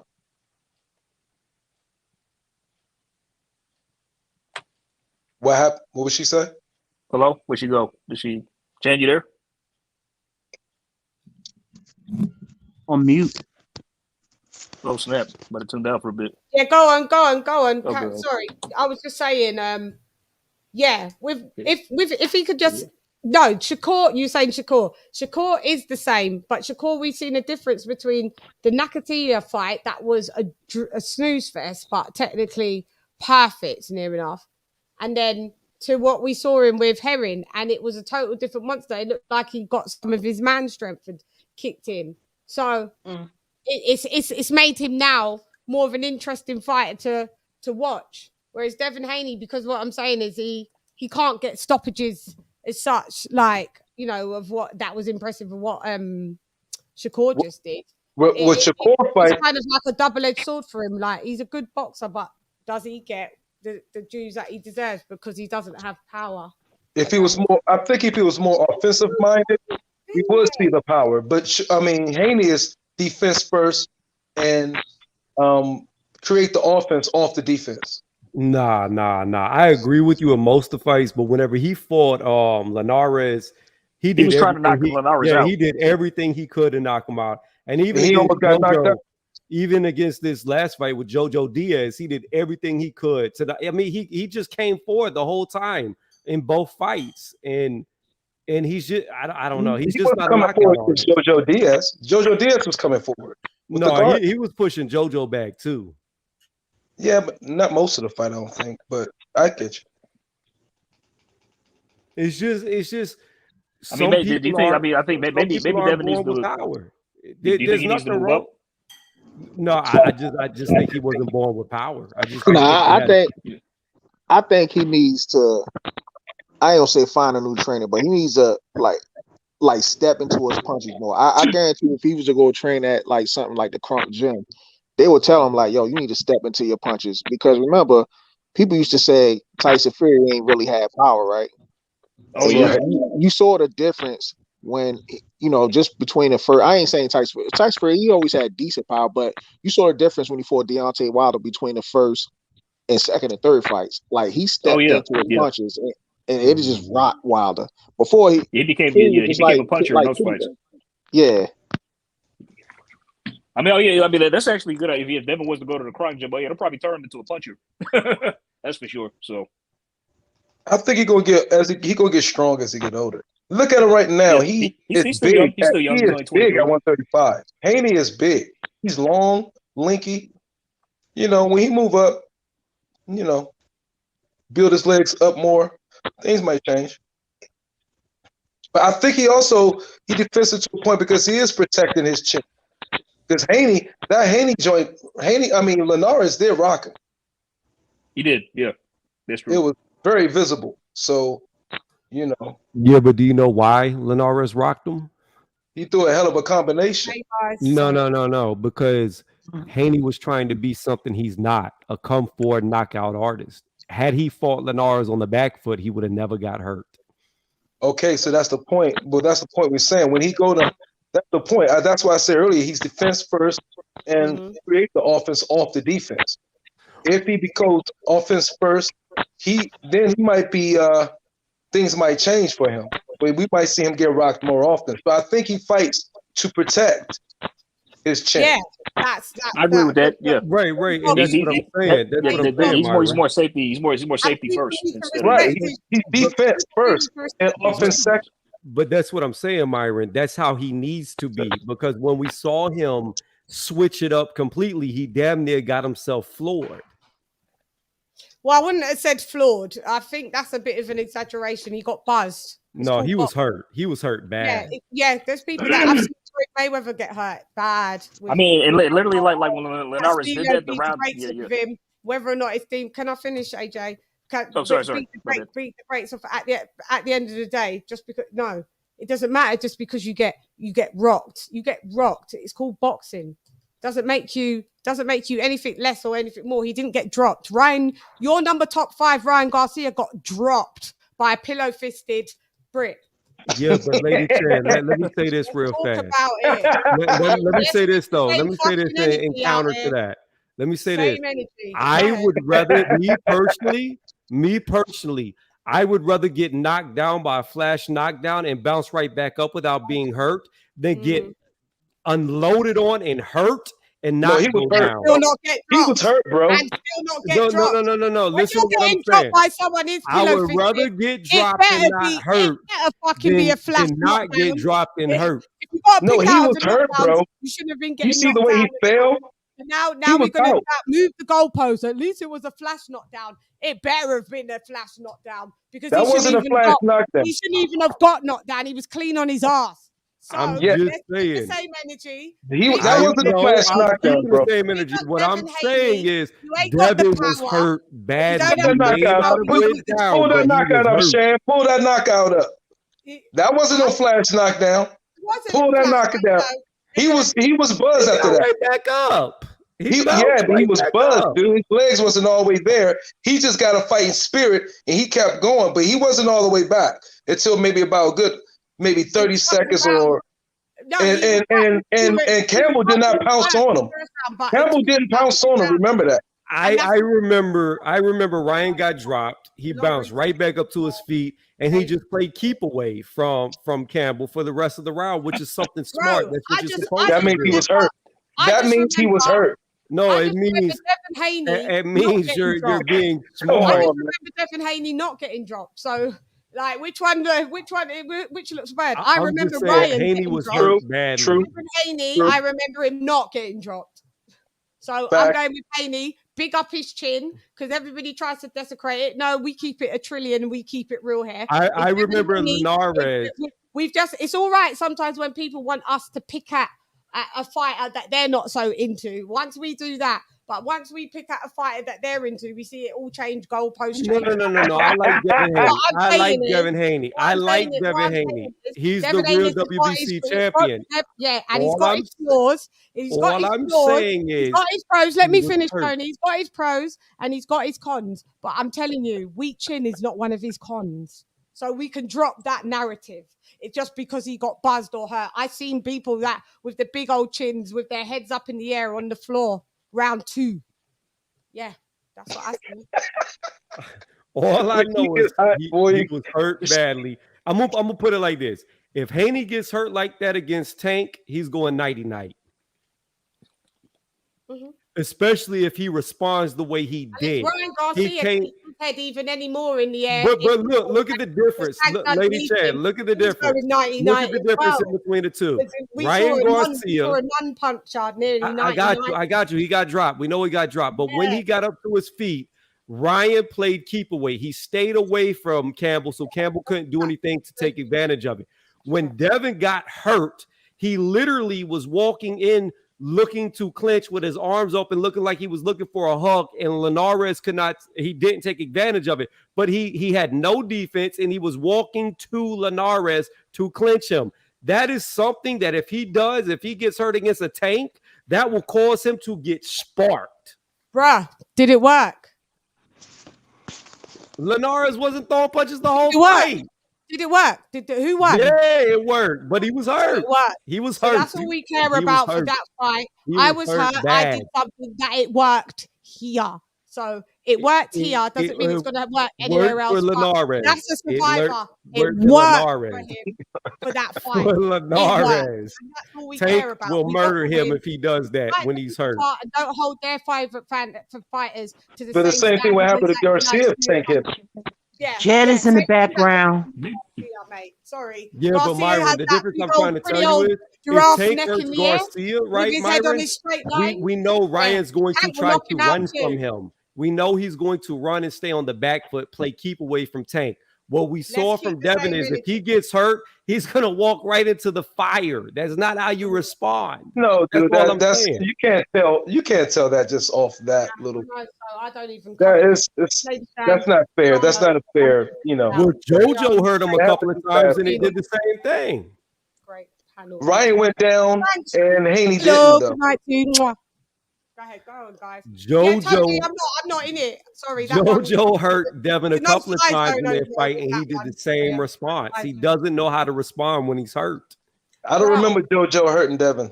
He definitely hurt him a couple of times. I don't. Of course it was. So I remember Ryan got like. Do I have to reiterate?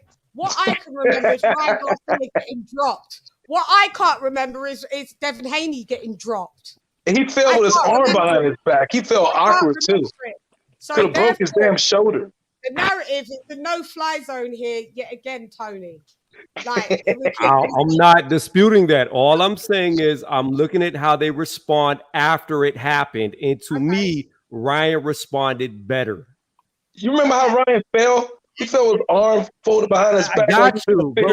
I'm not even talking about how he fell, and I'm not talking about Devin Haney being on spaghetti noodle leg after he got hit. I'm talking about how they both responded after they were popped. Ryan responded. They both better. won. They both won. That's did. how they responded with the win. They did. Right. But one hit the ground and one didn't. One hugging for 2 rounds after, and the other one won by knockout. AJ don't like to be wrong at all about nothing. That's what I remember. I remember one being on their ass and one not. That's all I remember. I'm telling you, man, he get hurt like that against Tank. He's going nighty-night if he responds the same. Same with Ryan Garcia though.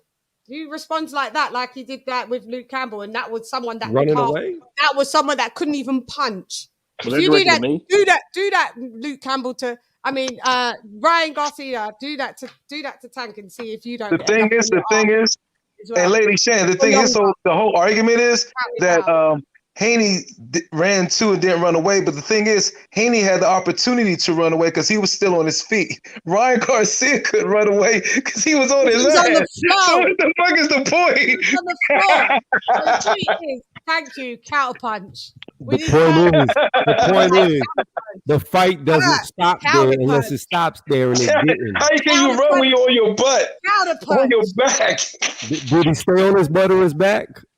Yeah, that was a counterpunch. You can't come back from that one, Tony. You can, because once you get to your feet, how do you respond after? Oh, once you get to your feet, that's the point. Oh, that's the thing right there. Once you get out of the ring, Devin was hurt. When Devin was hurt. I'm telling you, if he does that against a young dude, once he gets back to his feet and inactive, he's going to get himself once knocked he gets out. back to his feet, he gotta run. He takes the last breath of the oxygen that the ambulance give him, then we can go on from there. Like, dude, stop changing the goalposts. We're going to see. We're going to see if Queen Ryan, as you call him, gets back into the ring. We will see how his chin holds up, and if Devin fights Kambosos next, then we'll see how Devin's chin holds up. One fight so we can see how his chin holds up. No, I'm just saying going forward. I'm just saying for their next fight. One didn't hold up, and we never saw him fight again.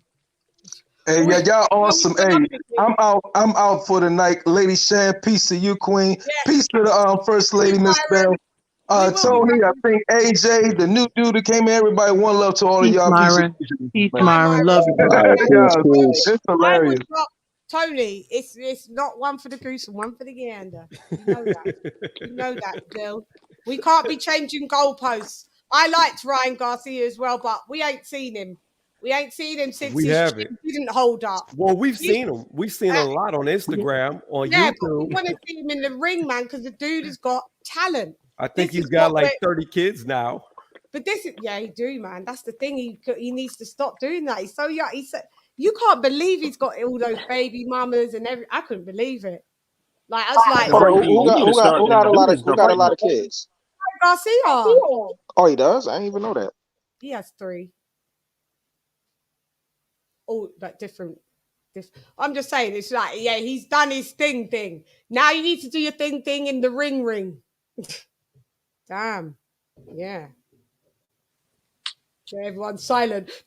No. I'm just saying, but I mean, but Chan, I kind of understand what Tony is saying though. You know, he just said one fighter responds better when he's hurt. That's all. He's saying the response is better.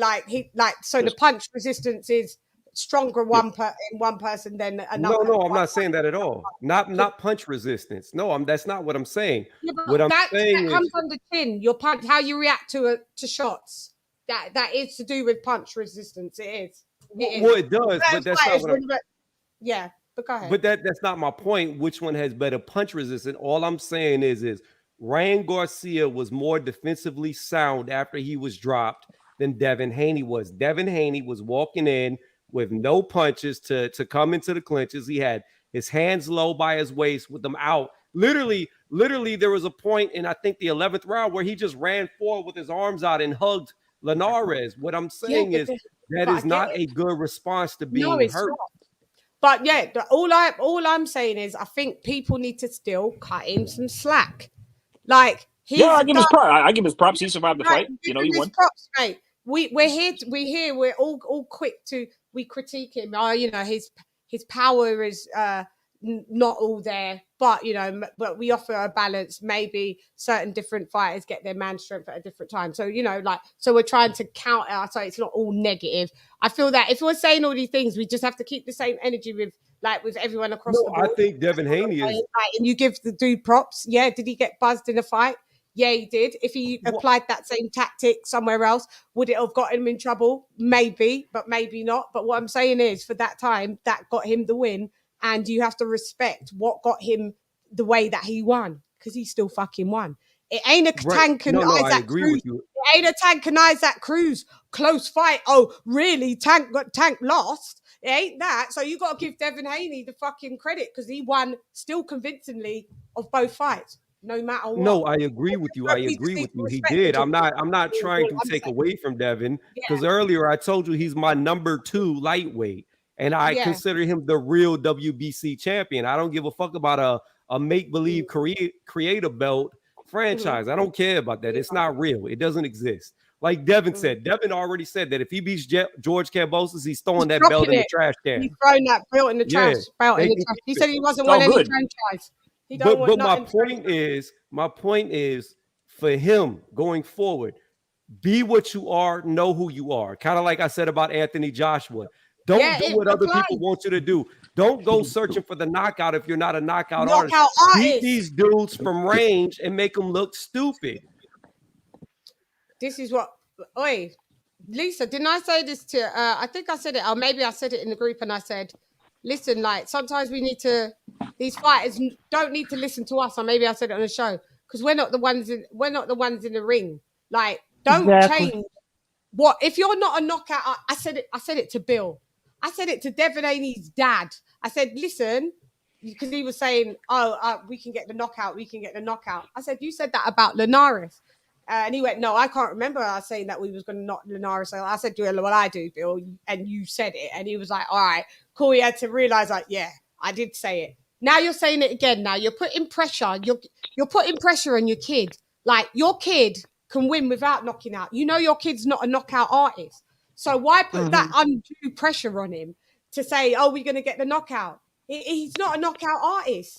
We're not saying because he's not a knockout artist, he can't win. There's been multi-weight champs that are not knockout artists, but they've still been champions. Yeah, look at Pernell Whitaker. Look at Pernell Whitaker. These fighters got to stop listening to social media and what people saying, and they got to do what's best for them. Because none of us are in that ring. Yeah. And we can all give our opinions. We can all give our opinions on stuff, but it's like it's pointless. Yeah. But this is why I was agreeing with Tony when Tony was what did you say? When basically, he's not a knockout artist. Like, stop putting expectations on the dude. He don't need to change his game. Like, he doesn't need to change himself as a fighter to win. So far he's undefeated. Being how he is, and then he's listening to us and trying to trade and engage with people that is allowing, you know, him to take more shots than the old Devin ever did. So, you know, what's up? What's this? Hey, Shane, can you hear us, sis? Yeah. Can you hear us, sis? Yeah, so I come on a few minutes ago, but I had what's up, Lisa? What's up, Issa Lee? What's up to the rest of the panel? I come here a few minutes ago, but I had bad reception. What were they discussing? Haney's chin versus Ryan Garcia's? Was that what the discussion was? Just because because people keep saying, and Tony's one of them. He's saying, you know, because he got buzzed.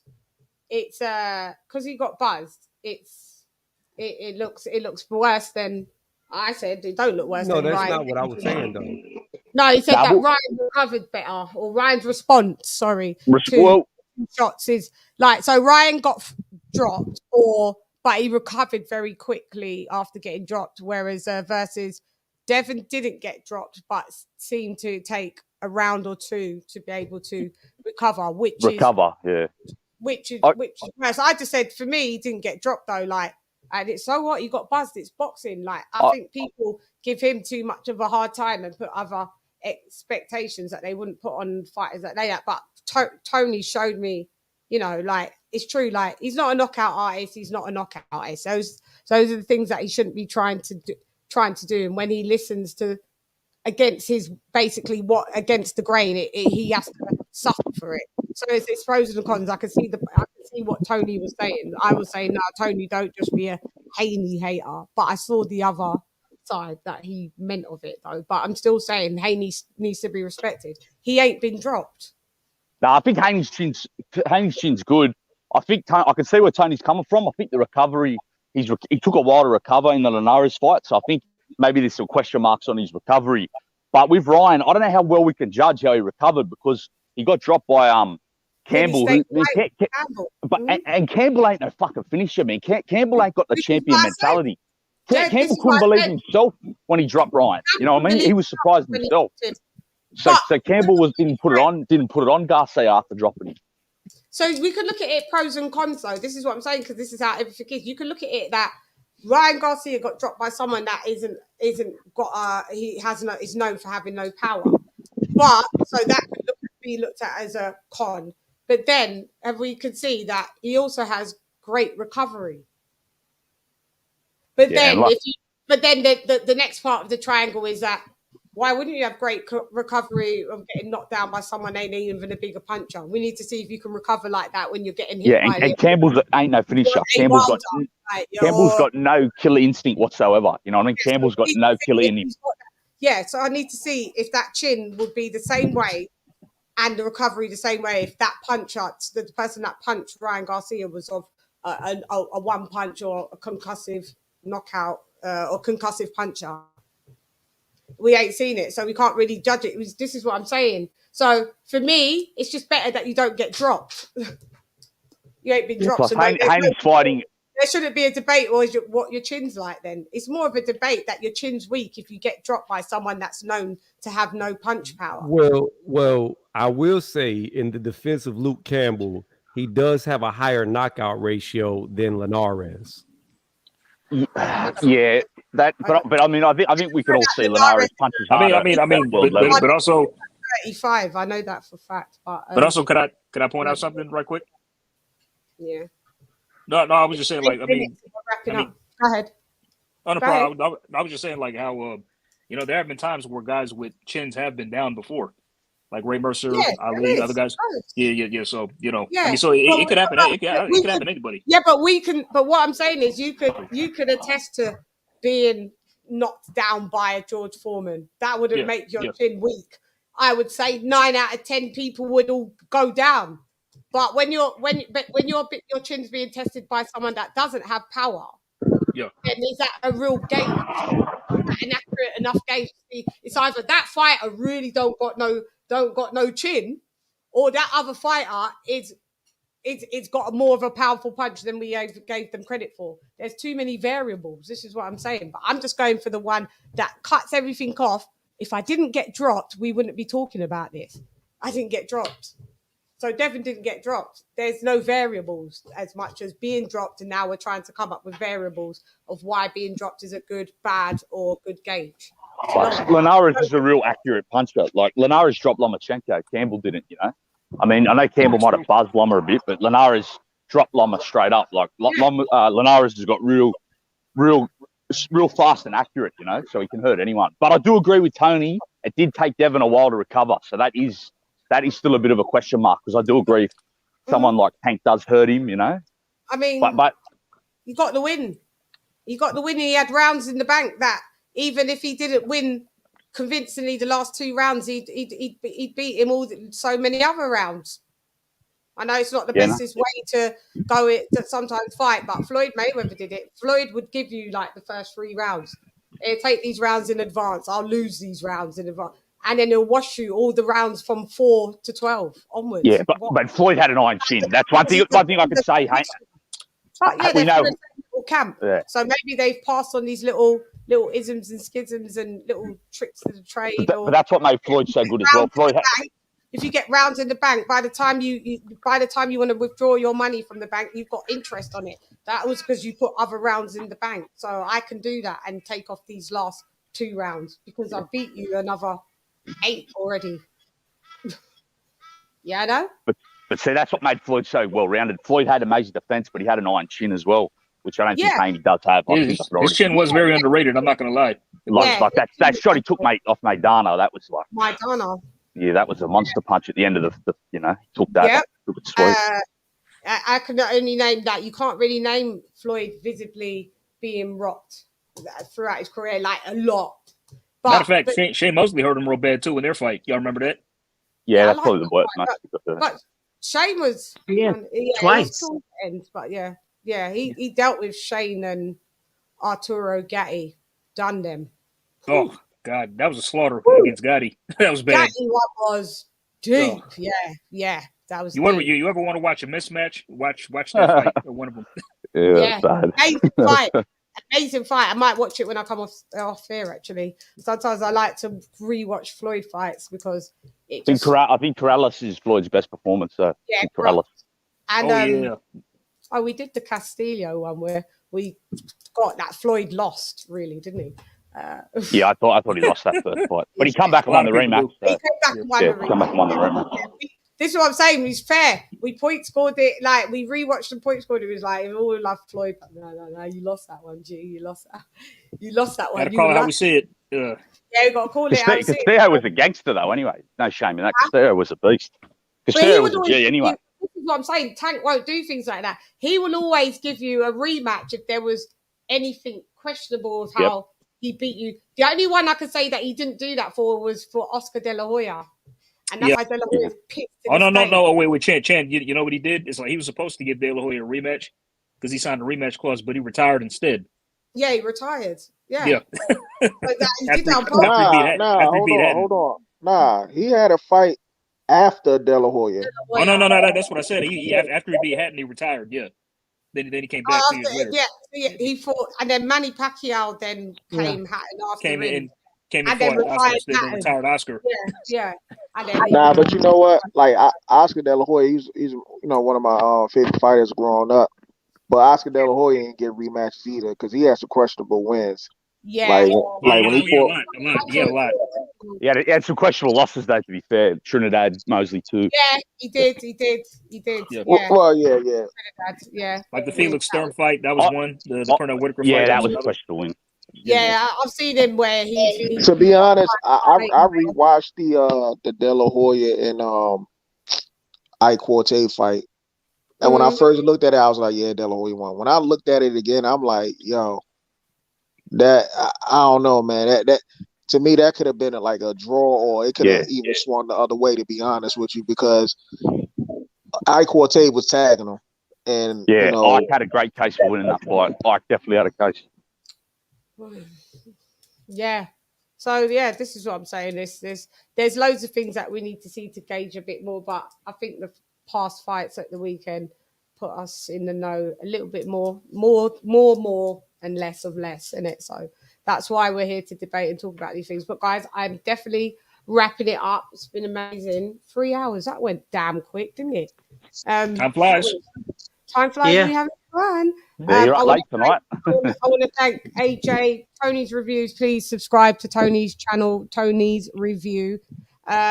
Lisa Bales in the building, my sister, love you. Thanks for coming through. Bold and Understanding. I already know you guys' channel, so I'm shouting it out. Bold and Understanding is Bold's channel. Please subscribe if you like what you see. And Outlaws, aka Outlaw Boxing. Is it Outlaw Boxing, Jester?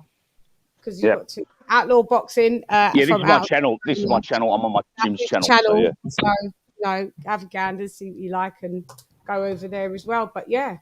Thank you to everyone that was in the chat. Dr. Hook, Loof Hound, McCauldron, Graham Taylor in the buildings, in M. Lowe, Toby Barlett. Thanks for Rafi coming from Combat Radio, New Media Today, USA Boxing, Coach Malachi, Dragon Leg, Jed Star. There you are. Hey, lady. Yeah, go ahead. Before you go. As well. I'll call you Charlie. Before you go, the greatest fight in the UK is going to be happening soon. It's Glass Jaw versus Glass Face. I know. Versus Brooke. We're going to talk about that. We're going to go that's nice. We go on your channel in a week or something. We talk about that, Tony. I'll go on your channel. But who do you have before you go? Who you think's going to win? It's in my opinion, I think Glass Jaws gets shattered. I think Kelbrook wins. Tony, I'm gonna use that. That's hilarious. I can see the pros and cons for both, and it's not as how much it if this fight happened like when it was supposed to years back, like 5-6 years, I would have been more leaning on Kelbrook to get the win. It would have been like for me, it would have been like a 70-30. Now with the state that they look in, fucking look like. Yeah, I was just like, it's made the difference different. I still think Kelbrook will buy a landslide. One of them's going to get knocked out coming to the ring. One's going to go to sleep. Yeah. Amir Khan's chin is bad. That's Chinny. Great boxer, but Chinny as fuck. Come on. But Chad, one last thing before you go as well. Yeah. I'll send you the fights after we get off. But yes, please. What I was saying, like, just before I think my Wi-Fi messed up, is like in the Chris Algieri Pacquiao fight. Chris Algieri's trainer was talking to Max Kellerman, and dude's like, "Oh yeah, I'm about to let him out the cage." Then Max Kellerman's like, "Oh, so he's about to knock Pacquiao out?" Yes. Then literally 5 seconds later, Pacquiao drops Algieri on his ass. It was hilarious. Yeah, send it. I need to see it. I remember that. He goes, Manny's about to go to sleep. He goes, Manny's about to go to sleep, and then he gets dropped. Oh yeah, I remember that fight. Yo, yeah, I remember. Send me the Vlasov one as well. We'll do. Y'all send them both to you. I got you covered. Yeah. Philly Fly, thank you for coming in the building. One lump sum. Demeter, Trouble Laker, thank you for coming. Joe Mantha, thank you. TJ, Paul Evans, G Martinez, if I'm repeating myself. King KO, Lance Mayer, thank you for coming. Hector Garcia, gracias, mi hermano.